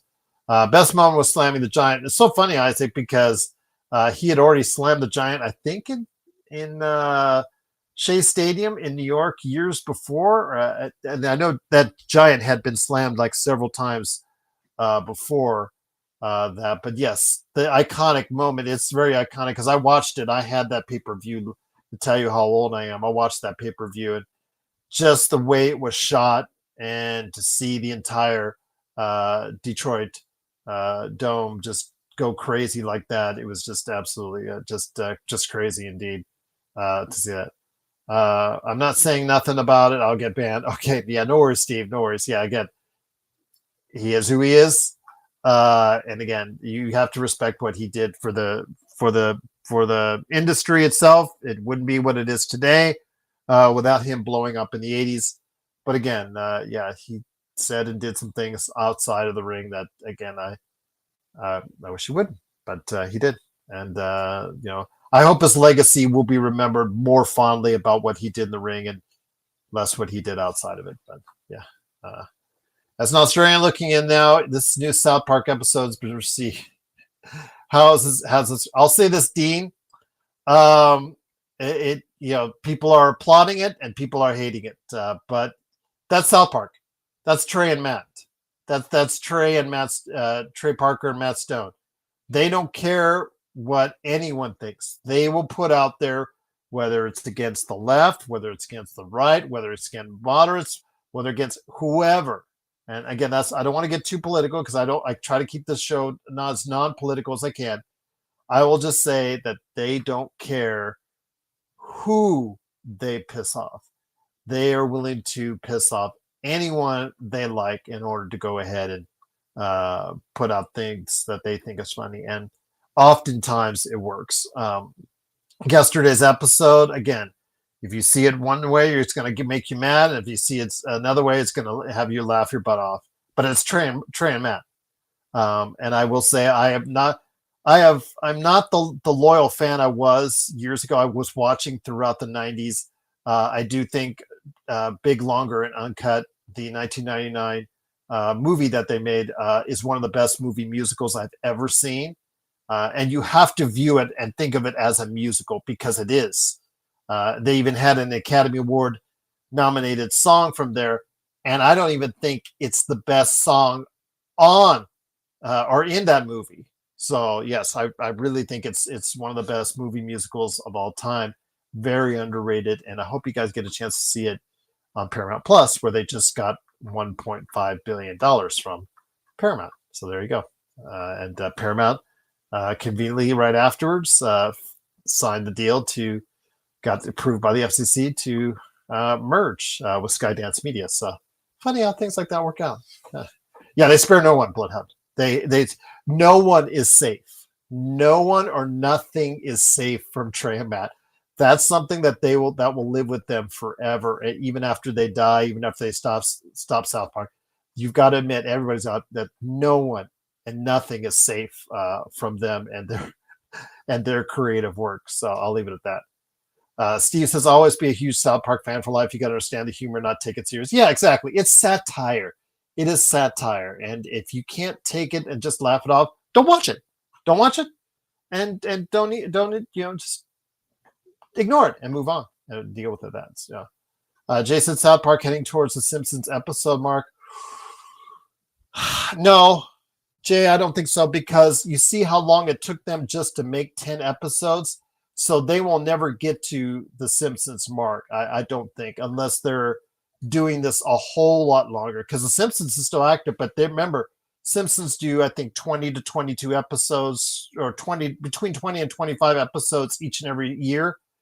South Park, like for instance, I think is only 10 episodes this time around. Their deal for $1.5 billion for 5 years is based off of 50 episodes. So that's 10 episodes a year. So I think, Jay, they will never get to the episode mark. They may get to the years, but they won't get to the episodes, simply because they've had so many gaps where they're not producing episodes or not putting out episodes. Yeah. Dean says they nailed it. They are geniuses. Yeah, I think they're funny. I think they're hilarious. But again, you just got to take it as satire. Whether you find it offensive or not, you just got to take it as satire and go on from there. But if you don't like it, don't watch it, because Trey and Matt, whether it's left, right, or center, or whoever, religious, not religious, they'll go after anybody and anything. Nothing is safe for Trey and Matt. Frank said a hella overpaid, but I ain't paying, so I don't care. Well, hey, if you can make $1.5 billion, you say yes. There you go. But I'll leave it at that, Frank. Yeah, great to have you here as always, man. Again, great part of our community, as someone who such a great part of the Cap and Crown podcast. Those two guys are just awesome at what they do each and every time out. Frank, send them my best. Hopefully I got to hit them up. Hopefully before the start of the season, what they think of the Mavs. I want to get them down on this show, back on this show. I want to start doing that stuff again as far as team previews. I'll be doing that sometime probably in August and September. We'll be breaking them down and get you guys ready for the season. So we'll do it. Team America, great. Yeah, Team America is really good too. Basketball, Bloodhound.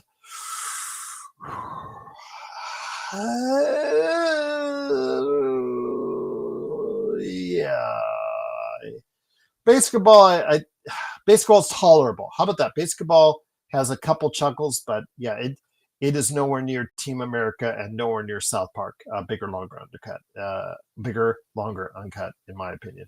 But basketball, I could sit through. But it's not. You could see it was when they made it. They were still maybe working things out from a movie standpoint, and they got a lot better. They've got a lot better in years forwards. But a lot of their stuff, some people are just, they love their early stuff. I was fixated on a lot of their early stuff. I'm in and out at this stage in my life, but I still watch it occasionally, like I did last night's episode. So again, it is what it is. It's South Park. But yes, the Book of Mormon. Yes, Bloodhound. Yes, Book of Mormon is absolutely. I cannot wait. I think they are still planning on making it a movie or have filmed it or whatnot. I'm not totally 100% tuned in on the Book of Mormon movie, but yes, the Book of Mormon. Obviously, that's traveled all over the country. It's been here in Vegas. It's been off Broadway and on Broadway. So they're. I know a lot of people are, the White House and everybody's trying to say a lot of things about them right now, but you cannot deny the fact that they earned $1.5 billion for 5 years for 50 episodes and have done such a great job. They've won so many awards and done so many things over the course of the years. They put out a product, whether you like it or not like it, they put out a product that keeps people watching. And I think that's what counts the most. But great conversation with you guys tonight. Just truly appreciate it. Hopefully you guys will check out Fantastic Four. I will have a Fantastic Four review overnight, as far as in written form for you guys here for members, and then I will have it up on the popculturecosmos.wordpress.com site later on Friday. But I will have it first for you guys as far as members are concerned. So go ahead and look out for that. But I cannot thank you guys enough for stopping by. I thought I'd come by and chill with you guys. In regards to talk about the Lakers, just kind of irked me when I got a text with Jrue Holiday. And I know the rumors are out there. I know that Jeremy had said about them. I know that other people had said about them. I'm getting text on that with Jrue Holiday in a Lakers uniform, as you see on the thumbnail there. And I'm just like, guys, just slow down on these Jrue Holiday. As a buyout, I guess. But then again, you've got a guy that has similar attributes in Marcus Smart, who's 4 years younger. So is it really necessary to get Jrue Holiday? But definitely not trade for a guy that would totally blow up the plans for the Lakers. So I don't know how much stock I put into Grant Afseth's rumors that I guess he is a player to watch for the Lakers. But again, we'll wait and see. I know he'll be bought out at some point in time, and maybe latch on with a contender at some point in time. So we'll have to wait and see how crazy it is. But yes, Bloodhound, absolutely. They work on that, and they put that out like within 5 to 7 days of when they start on it, or when they do the main bulk of their work on it, as far as the stuff that they said that's relevant in that episode that was done within the past 3 to 7 days. And it's just amazing what they do. In fact, they're working up to the deadline, I'm sure, when they put that out there, or have the tape that's finished that they send to Comedy Central. I bet they were working on it as late as yesterday, I'm assuming, just before they put that out there. So there you go. Exactly, Joe Sorrell. Jrue Holiday, the hell, yes. Joe doesn't always keep in touch with the latest Lakers rumors, which probably is a smart thing, because they always seem to come my way, whether I like it or not. So yes, Jeremy, it's just a rumor. There's Grant Afseth on Twitter. He's from the Dallas Hoops. Was it the Dallas Hoops? Go ahead. Let me go ahead and get that for Grant. Yes, the Dallas Hoops Journal said that. So you take that for what it's worth. As I said, Jeremy, there's a new name attached to the Lakers every week. He is the latest name that's out there. I would not take that as far as face value. He has one of the worst contracts in the NBA. He has absolutely one of the worst contracts in the NBA. If he's bought out, he's a 35-year-old player with declining skills who shoots a lot from outside and is not accurate anymore, or never was really that accurate in the first place. So Jeremy would not be a good fit. We already have a player like that in Marcus Smart. So I see that as duplication. So my total synopsis of Jrue Holiday is probably not. I would pass. And I think the Lakers are going to pass on that as well. They would certainly not trade for him, because it would upset their balance of their timeline.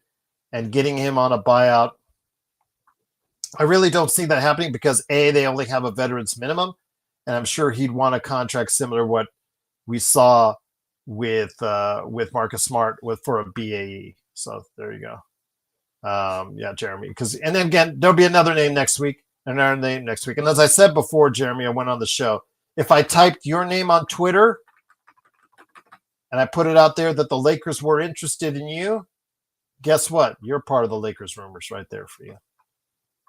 Farno says Austin Reeves 27.5. Yeah, absolutely, Austin. Austin Reeves is Farno. These are things we've discussed. He's not produced in the playoffs. And he is going to be playing for a big contract this upcoming summer. So he better play well, both in the regular season and in the postseason. And he's not a great defender. We get that. We understand that. But Jrue Holiday is certainly not the answer. I mean, again, the Clippers are banking on a lot of these names, a lot of these old guys to break out one more solid season for each and every one of them. But we'll have to see how that works out. But for the Lakers, absolutely, it's something a road that they're not going down, because A, they won't trade for him because that contract is absolutely horrible, and B, he just duplicates a lot what Marcus Smart does.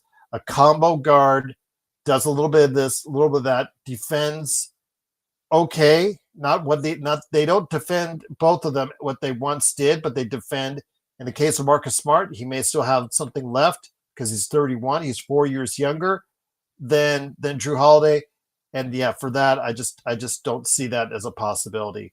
You're just duplicating the same player essentially at this point with if you got Jrue Holiday. And for a veteran's minimum, I don't think Jrue Holiday is going to take it. The BAA. Oh, look who shows up. Look who's here. It is, of course, Joe Soro. Joe, I heard you were on the road. Hopefully all is well with you, my friend. Yes, Jrue Holiday. His name was put out there by, again, I mentioned Grant Afseth from the Dallas Hoops Journal, which you and I both read religiously, and I'm being totally facetious when I say that. Again, he has one of the worst contracts in the NBA. He's a mid-30s player, making mid-30 millions as far as his money is concerned. So the Lakers wouldn't trade for that. And he duplicates a lot what Marcus Smart already does as far as an over 30 former elite level defender who shoots in bulk but doesn't shoot really super accurately on their threes. Does a combo guard thing, but both of them cannot play point of attack defense on the fastest guards anymore, but they can still play probably effectively against twos and threes. Your thoughts on Jrue Holiday? I know you're pretty solid. No, I think you mentioned it before, but Jeremy and put it out there. I also got texts on my phone with Jrue Holiday in a Lakers uniform, like it meant something, and I'm just like, man, these Lakers fans, they just take hold of every single rumor that takes place out there.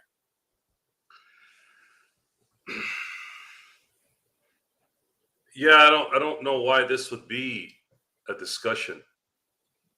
He just got traded to Portland. They're going to buy him. They're going to pick up that large contract just to buy him out. That's not going to happen. Especially when they didn't get any draft picks, Joe. Yeah, no, I don't know what the trade was for, honestly, in general. But that's you're not gonna pull a Milwaukee Buck and sit on $20 million for the next 3 years for no reason. So I don't think that holds any water, to be honest with you. No, and Jay says I would think about a Jrue trade if Thibault or Robert Williams was added, because Thibault's the other hot name from Portland that Lakers fans have been fixating themselves onto in recent days. But that's obviously they have not seen Thibault play offense, which is concerning to me, you guys. When you guys haven't seen that, I understand it's all about defense, but then we continue to get these one-way players. It really doesn't help your team overall. I'm going to say this again, guys. 100+ million reasons why you do not want Jrue Holiday to be traded to the Los Angeles Lakers. Even if you don't like the 26 or 27 timeline that seemingly this organization is on, Joe, about clearing up cap space, getting Jrue Holiday is not a win now move. It's a desperation move on a player that has seen better days. The noise right now coming out of LA, honestly, are the Lakers going to trade Dalton Connect? And is it going to be packaged for something? It's also said that the teams that are involved in a trade like that aren't really looking at Dalton like they did 3 months ago. So what can you realistically trade him for at this point if he's looking that bad? I at this point, I don't think you trade him. Uh-huh. That's just what it is, and you end up crossing your fingers and hopefully this guy can click on something. I right now between Dalton Connect and Mookie Betts, something weird is going on with those two guys, and I don't know what the hell it is. Maybe finally, the Dodgers. Well, finally, the Dodgers. I don't think it's a Steve Sachs where there's a Chuck Knobloch. I know, but yeah, the yips. I know, but I was just equating it to something like that. The yips. Those guys had the yips. Mookie doesn't have the yips. Mookie cannot go get an at bat without popping it up every other time, if not almost every time. the Dodger fans are blaming it on him playing shortstop. I'm saying to myself, isn't this guy supposed to be an elite athlete? Why are you that dumb? By the way, he was the one that suggested it, and he's been pretty good there too. This guy And don't you think if he didn't like playing or if he thought it affected him, he would ask to be moved somewhere else? I just I don't need to know people's personal lives, but my suggestion is, if this thing is really jacking you up, God, this reminds me of 2011 when there was something brewing with Shannon Brown and Paul Gasol, and something leaked during that time. And while everyone was sitting there talking about whatever about the games, all of a sudden you had this little subsection in and around the Laker fandom area about how somebody was messing with somebody's woman. We still don't have any proof on what it was, but things went bad inside the team that year, and I never heard anything about it. Maybe it was BS, I don't know. But combination of Kobe's knee being bone to bone and everyone else pretty much kind of coming up lame, they ended up getting beat up pretty good by Dallas in that series, and that was kind of the last time I saw something like this. So I don't know what's going on with Mookie, but at the same time, I'm going, well, it's not just Mookie that's having a slump. I mean, Freddie's been struggling for a while. I mean, he had the game hit when he hit, but that's just because he does that when it matters. He's got a clutch gene. So I don't know. Maybe I'm looking into it too much. Maybe I'm just irritated that they haven't won 100 games already. Because I really thought this team was going to be 20 games ahead of everybody by this time with all the depth and all the talent that they have. Agreed. But as far as the Lakers are concerned, as I was listening to you on the way back from San Diego, I'm only curious to see if Luka's going to do the full extension or do the 2+1. I have no doubt he's going to sign his extension on August 4th. And it's just a matter of, is he going to sign a 2+1 so he can get paid more money in 2 years so he can opt out and get a better extension? Or is he just going to say, you know what, I don't want to take a chance. I'll just take the big money right now and call it a day for the next 5 years or 4 years or whatever it is. And let's go win some championships. But either way, Luka Doncic will be a Laker for a very long time. And right now it's just a wait and see thing with Rob to see if something maybe comes his way. I think Rob is waiting for something to come his way. I don't really think it's anything he's looking for, because there's really nothing out there. And that's the problem, indeed. So that's where these rumors start, where Jrue Holiday, again, Matisse Thybulle, you're hearing these names that probably should have you looking in another direction. And Jay, I know the Lakers need defense, absolutely, and more importantly, wings. I agree with you wholeheartedly on that, Jay. I know you said you would think about it. For me, I wouldn't think about it. I wouldn't. That's a non-starter. That contract is a non-starter. But let's just say, Joe, you had the chance to get him on a buyout. Again, you've got an over 30-year-old player, most likely on the downside of his career, although Smart is 4 years younger. But both are not the most accurate of shooters, and both like to chuck up threes. But both are, even at this stage of their career, could be decent perimeter-based defenders against twos and threes. I think they duplicate each other. So I think by the signing of Marcus Smart, looking in the direction of Jrue Holiday just doesn't make sense, because it's just repeating the same thing you just got. And I just think it's just more of the same, which, again, I don't think helps the Lakers where it needs the most help. In fact, Jay, said the wings and needs things other than what Jrue Holiday can bring at this point in his career. The Lakers need a backup center now. They need a backup center. I'd say that's probably the realistic go-get player right now on this roster. There wasn't a lot of talk about a backup center because there was so much focus on getting a starting center. They got that. They didn't have to relinquish any talent or any resources to it. and they got a bona fide, legitimate, young starting center. I mean, it couldn't get more lucky to get that. And then you get Marcus Smart, whom could be washed, maybe not completely, but probably not going to ever be what he was. Well, that's why you don't start him. I know that Juan at the beginning of the show said that, he would do. I think that he should start ahead of Reeves. And I said, you can't. He's played 54 games in 2 seasons. So you have to see if he's healthy first before you decide to go in that direction, Joe. You have to see if he can give you minutes before you make that kind of move. That's going to be an important question to answer when the playoffs come. Austin Reeves has shown that he can play as a starter during the regular season. Where he's struggled is in the playoffs. Uh-huh. If Marcus Smart plays throughout the year and is effective, JJ Redick's going to have to make some decisions in the playoffs, especially if Austin Reeves can't guard or stay in front of the elite guards or the elite perimeter players that have exploited him the last three playoff runs. But the Lakers have to get a backup center, someone who's viable too, not just someone who's going to be like a Jackson Hayes. Otherwise, why? Because you already have Jackson Hayes. Jackson Hayes cannot play in the playoffs. Jackson Hayes will help during the regular season. Therefore, I highly recommend that Rob somehow find a veteran center whom you can not have to use a lot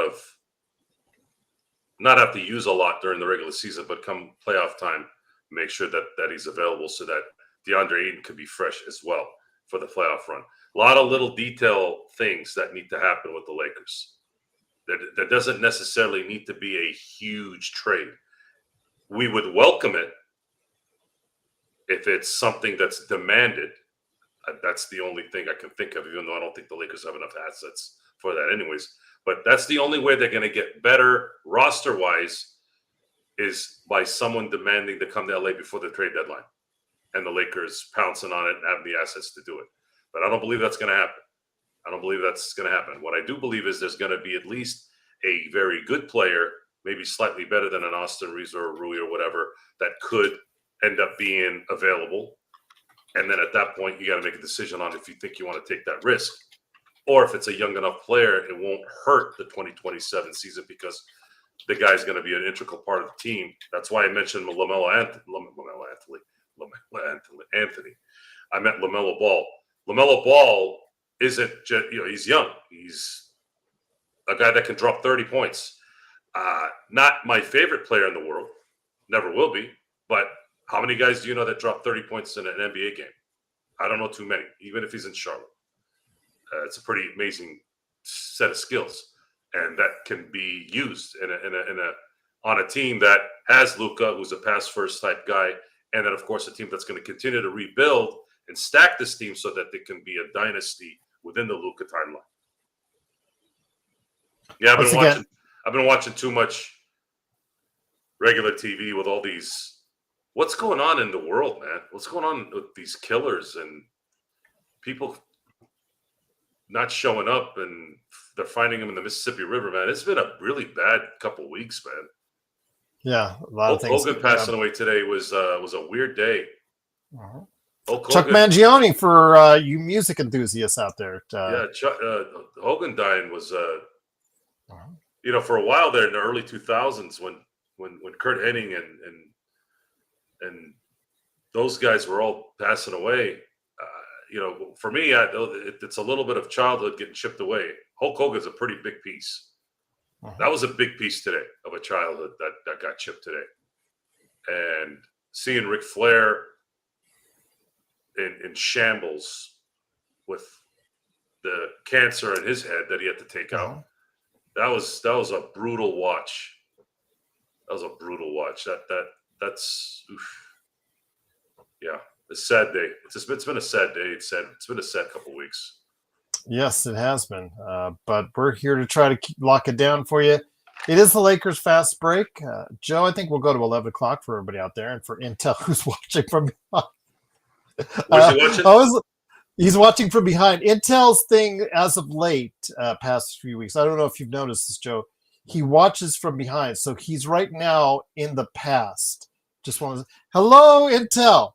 Just wanted to let you know because he watches from the beginning whenever he starts and comes on the air. But he does comment in real time, which is the funniest thing about that. But sometimes what he comments are things I said about an hour earlier. So it's always great to see Intel, man. Just got to show the love out there for him and everybody out there. Yeah, Ozzy Osbourne as well. Rest in peace. The Godfather of heavy metal. Just absolutely just truly been, like you said, a weird time here recently in the past couple of weeks for sure. But before we head on out again, 29 minutes, I'm going to stay on for just to even this off at 11 o'clock.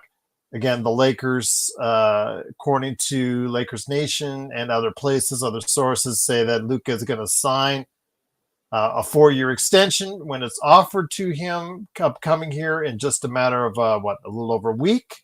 I think he can sign on the 2nd of August, I think.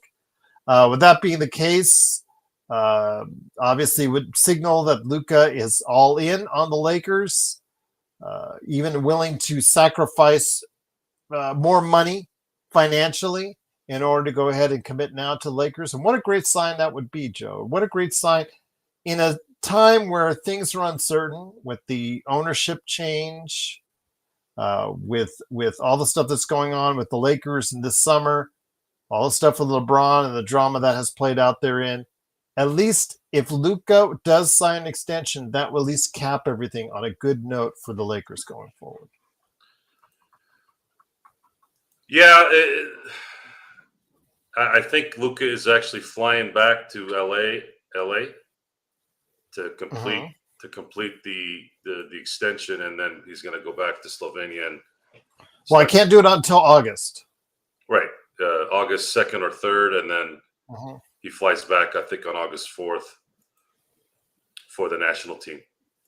And Luka's looking really good, guys. Luka looks. I'm pulling for him, man. Even beyond the Laker part, I hope every time he sees Dallas, he gives them something there, and I want him to give the NBA a little something too. So all you East Coast and Ohio MVP voter pieces of shit, you better vote right, because thinking back, if my memory serves me correctly, the last 5, could say,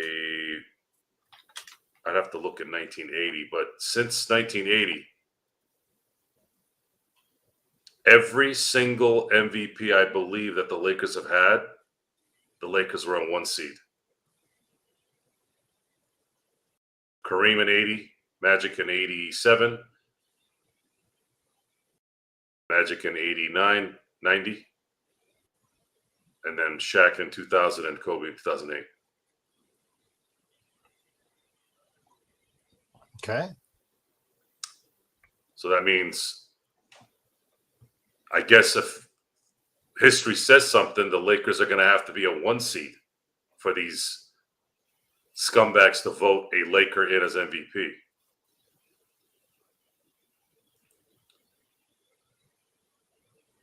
Interesting statistic, huh? I don't know why it popped into my head today, so I went and did some research, and lo and behold, that's what it was. Think about that for a second, guys.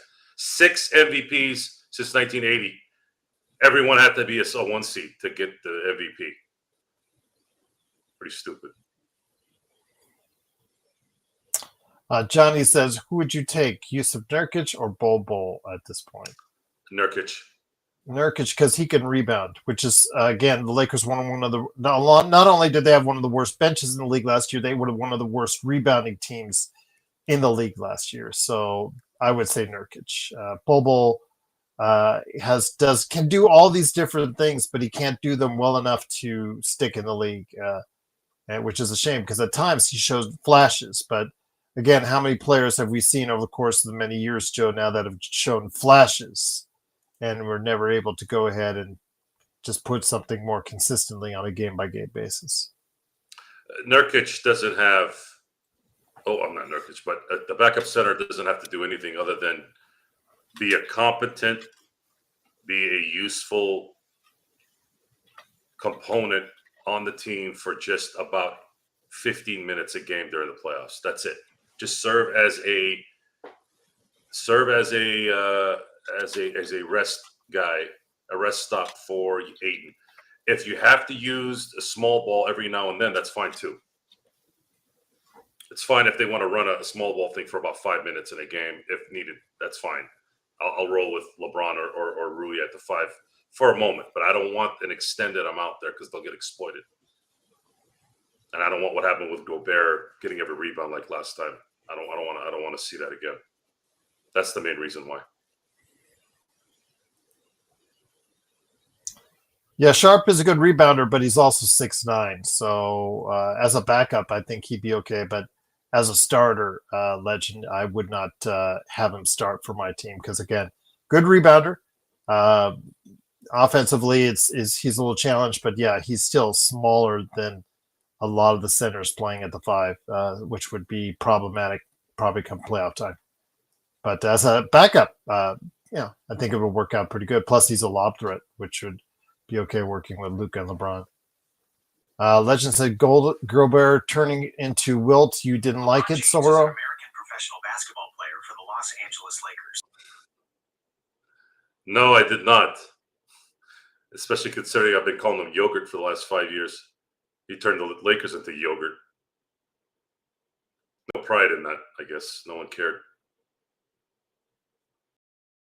I think you hit that AI. See, AI everything now, man. I think once you started going down the list of the history of the Lakers, it kicked off my phone into the AI going right there. So that's crazy, man. That's crazy.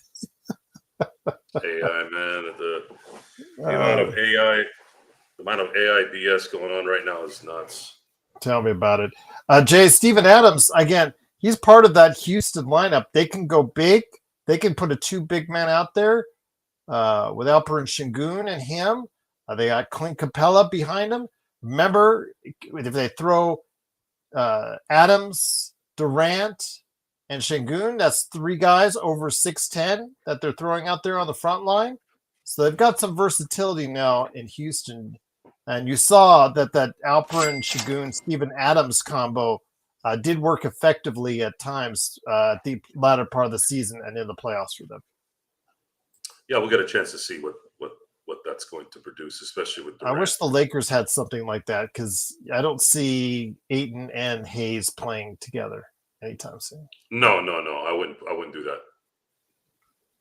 No, Ayton and Jackson Hayes is just going to be somebody there that you can throw when Ayton might be out for a game, backing him up during the regular season. He'll be fine. He'll be fine as a third guy, maybe second guy during the regular season. But the Lakers can't take a chance with the current roster construction. They can't take a chance of not having a backup center to go with this team. You're not going to get a really good wing. You're not going to get the next level guard unless you trade for them. I don't know who would be bought out that would have value either. I would have to see how that plays out. But yeah, I think getting lucky twice with a buyout player is, in a lot of ways, is like winning the lottery twice. It's just Legend has. Well, actually, my bad. Go ahead, finish some. I'm sorry, that was my fault. Well, what I was saying is maybe not the lottery, but winning like a scratcher twice. It's just not. You don't get quality players like Marcus Smart and DeAndre Ayton for nothing in the setup that they got here. Good question by Legend. What's one team you are the most scared to play, Gerald and Joe?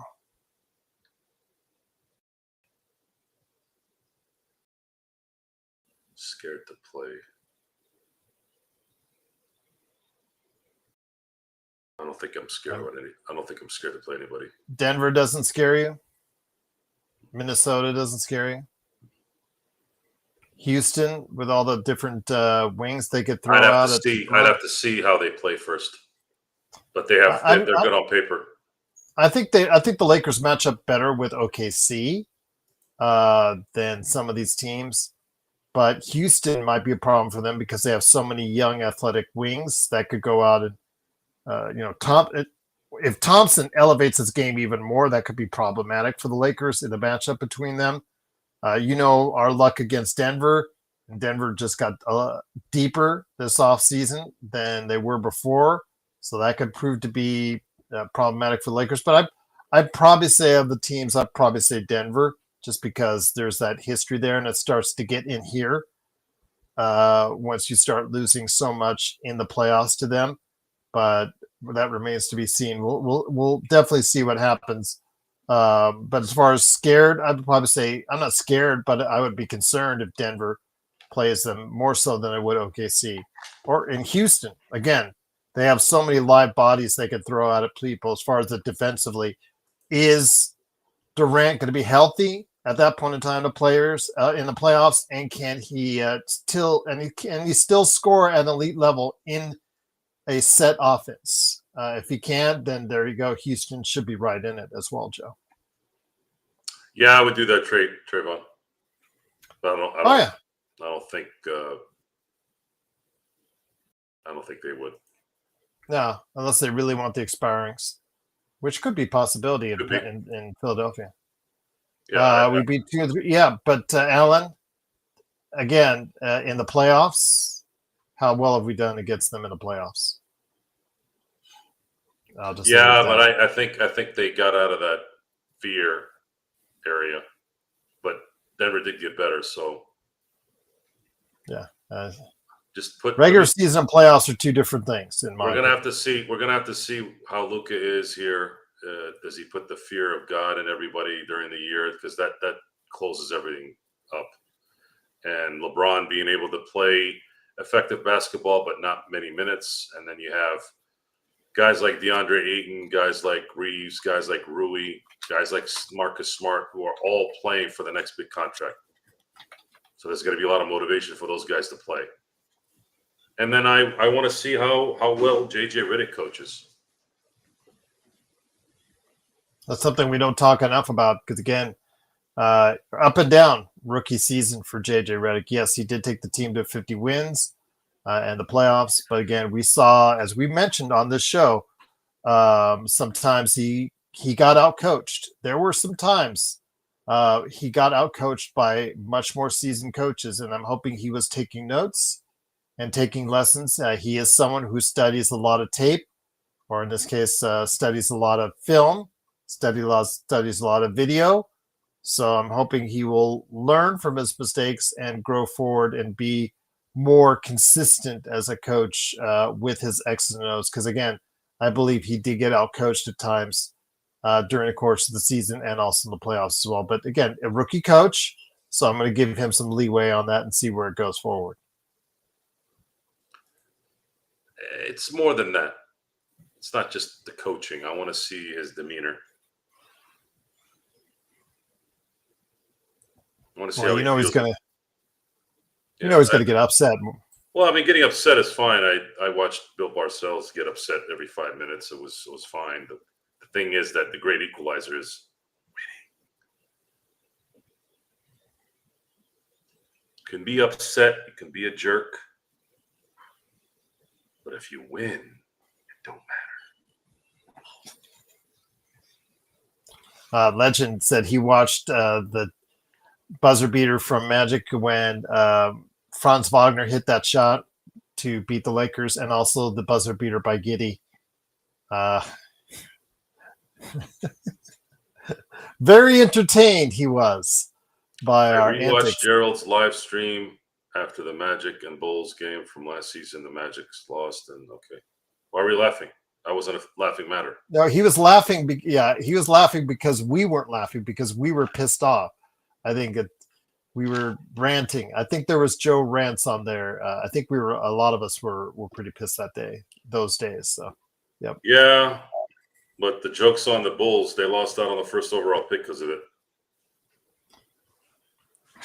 That's true. And now they won't even pay Giddey what he wants. So there you go.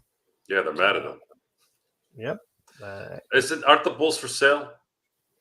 No, they have not been officially put on sale, but I would not put it past the Ryan Stores to put them on sale at some point. The only one I think that is actively looking for a sale is Portland right now because of the widow, Allen's widow. So I think that's the only one officially for sale right now. But I've heard rumors like you have that the Reinsdorfs may put the Bulls up at some point in time. Although they make a ton of cash. Even their mediocrity, they still make a ton of cash. They might want to sell high though. Yeah, that's a good point. And Ron most Turner. of these guys are all old money, so new money's coming in, and they can handle this new wave of finance different than the Reinsdorfs. That's a good point. That's a good point. But we're going to try and keep here as far as with good stuff coming throughout the days and weeks coming up, and we'll try to go ahead and keep it entertained for you here. But just a few minutes left in the show. Johnny said, "What are you guys talking about? The Bulls? Bulls have Kevin Huerter, another guy I thought was going to be much better a player than what he became. He seems to. I thought he was going to be really good at Sacramento, but it didn't work out there. And of course, the Bulls, in hindsight, should have never given Patrick Williams that contract. That was absolutely mind-numbingly stupid of them to give Patrick Williams that kind of contract. That's why it hurts even more for Giddey. You know you want cash, you produce numbers. Patrick Williams didn't produce numbers and got $90 million. He's never produced numbers and got $90 million. At least Giddey has produced numbers, and they're playing hardball with Giddey at this point in time. So, yeah, I know Xbox can't be too happy about that, Joe. Seems to be this infatuation with the Bulls roster. What's going on here? I just think the conversation turns to that. Just like, with Golden State Warriors and their deal with Jonathan Kuminga.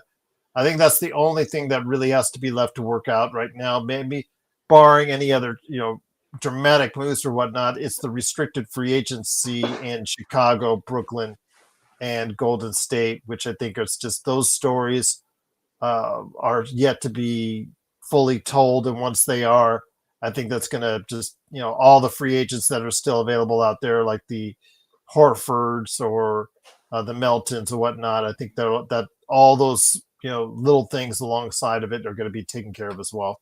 Tufso says, where do you think Westbrook is going? Hopefully retirement. Chinese Basketball Association? I would say it's best that he retires. It's time for him to hang it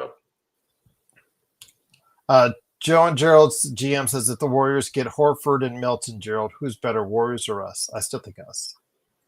Because Luka, I think, is going to have a really, really good season and help lift up the Lakers beyond what the Warriors can do.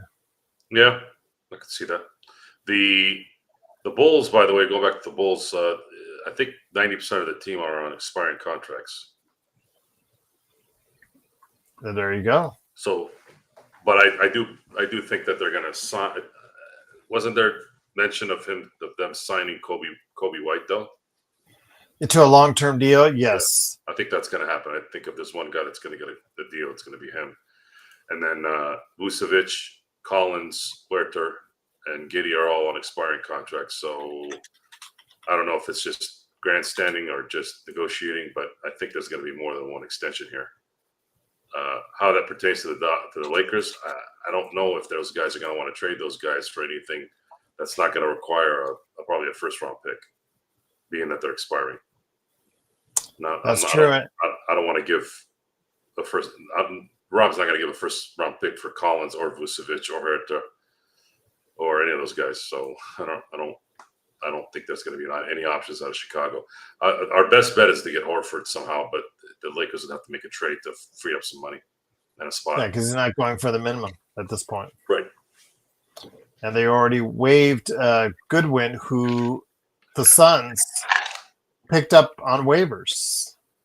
Suns are picking up anybody that'll breathe at this point and play guard. Yep. Because they had, but he's not even a true point guard either. That's the problem. They need a true point guard there, like yesterday, and that's still scratching my head about that. Dougie McBuckets, you said he signed with the Kings? Back home with the Kings? Doug McDermott. Yeah, I'm going to see if that's the case. Doug, Jason Capono, Dick McDermott. Yeah, he agreed 3 days ago to a 1-year, $3.6 million deal to return to the Kings. Hey, if you can still get it, he is past his prime. He can still shoot, but yeah, it's. I guess if you can get it, by all means. But I would have gone to in a different direction at this point because his I think he's washed. I really think he's washed. He's a good bench player. Goodwin is. He's just they need a pure point guard, Jay. They need a pure point guard who can help facilitate the ball because you've got shooting guards and you've got centers on that team and not a whole lot else. And that's the problem with Phoenix. And yes, they're below that second tax apron, but it's kind of a problematic at this point. But Joe, when are you going next time on your channel, my friend? I don't know yet. I'm going to be heading out of town here tomorrow morning. I won't be back until Sunday night. And then we'll see what happens this next week. Feeling a little bit better about the Dodgers or no? They're only a game and a half out. Well, it's not so much. I'm more concerned about the Mookie Betts setup. Like, is he dealing with something at home that's not going to go away? Surprise of the last couple weeks has been the fact that Max Muncy might be back here in about a week and some change. That was a surprise. Yeah, that's I know. That was huge. They could definitely use him. Glasnow is probably the biggest surprise. He has looked amazing. The only problem is the bullpen hasn't been able to give him a win because they've been choking up the closing job.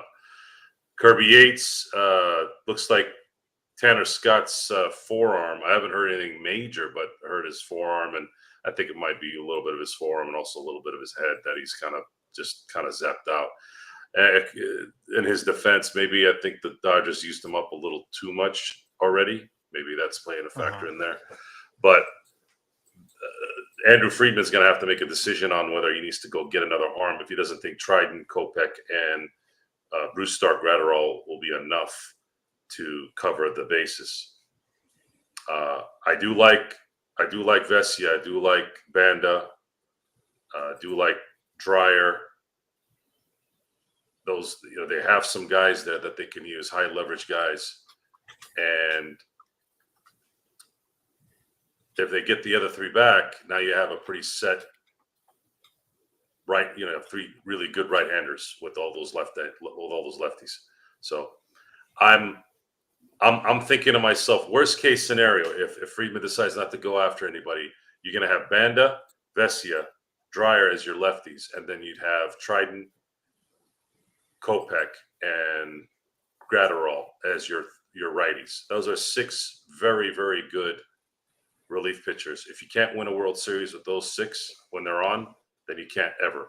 If Kirby Yates gets right, then that's an added bonus. And if Tanner Scott takes a month off or so and gets back to being quote unquote healthy mentally and physically, you still have him to do what he needs to do. So in that case, I'm okay, especially if you have Snell, who's going to be back here any minute, and Glasnow pitching the way he is, which has been nice. You still have Yamamoto.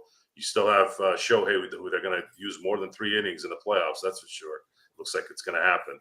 And then Roki's going to be here at the end of it's going to be here in August. So you got to just the Dodgers just need to get their 5 pitcher starting consistent thing going so that they can go 6 and 7 from here on out, so they're not draining the bullpen for the better part of the second half of the season.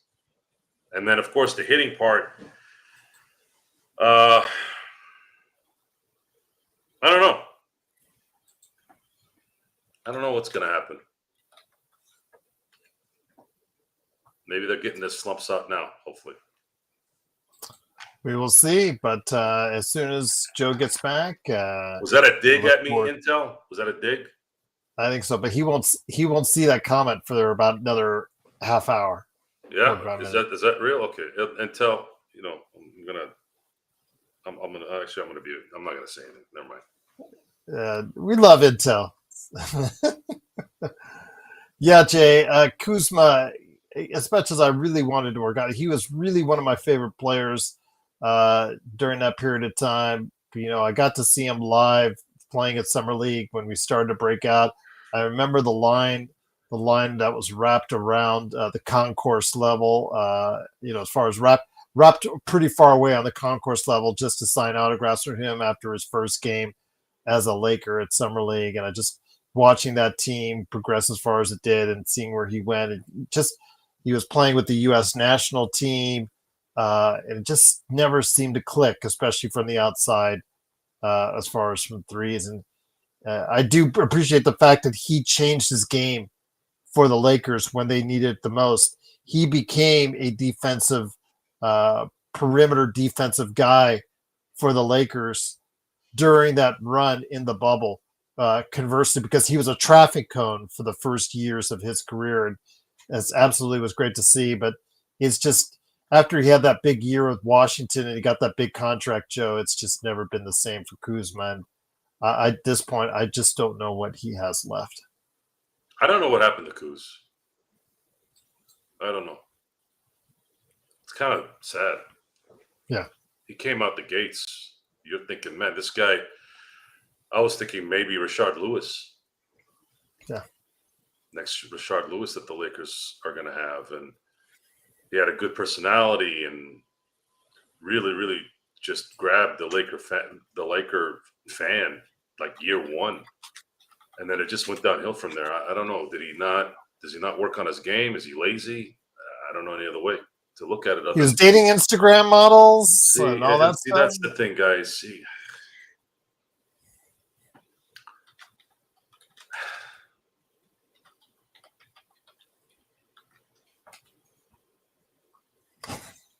speaks for itself. You can't play better basketball, train, and still have the girls. I don't know. We'll see with Klay Thompson coming here. Well, that situation is really bad. I saw it and I was like, oh, where's Michael, man? Hot dogs. I think this roster is complete for now. They may keep that spot open. They may get a veterans minimum guy, but they're not going to make any big trades until the trade deadline at this point in time. I think it's relatively looks like with the team that they're going to go to battle with during the first part of the season. Do you agree, Joe? Probably. Yeah. More than likely, it's going to be like this. Yes, it would have to be. I don't know, actually.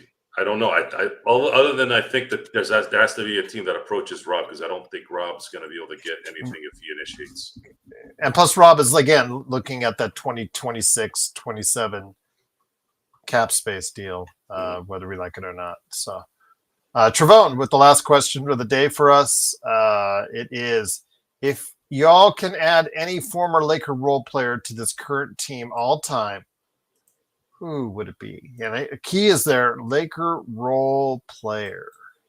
Laker role player of all time? Uh-huh. On this team. On this team.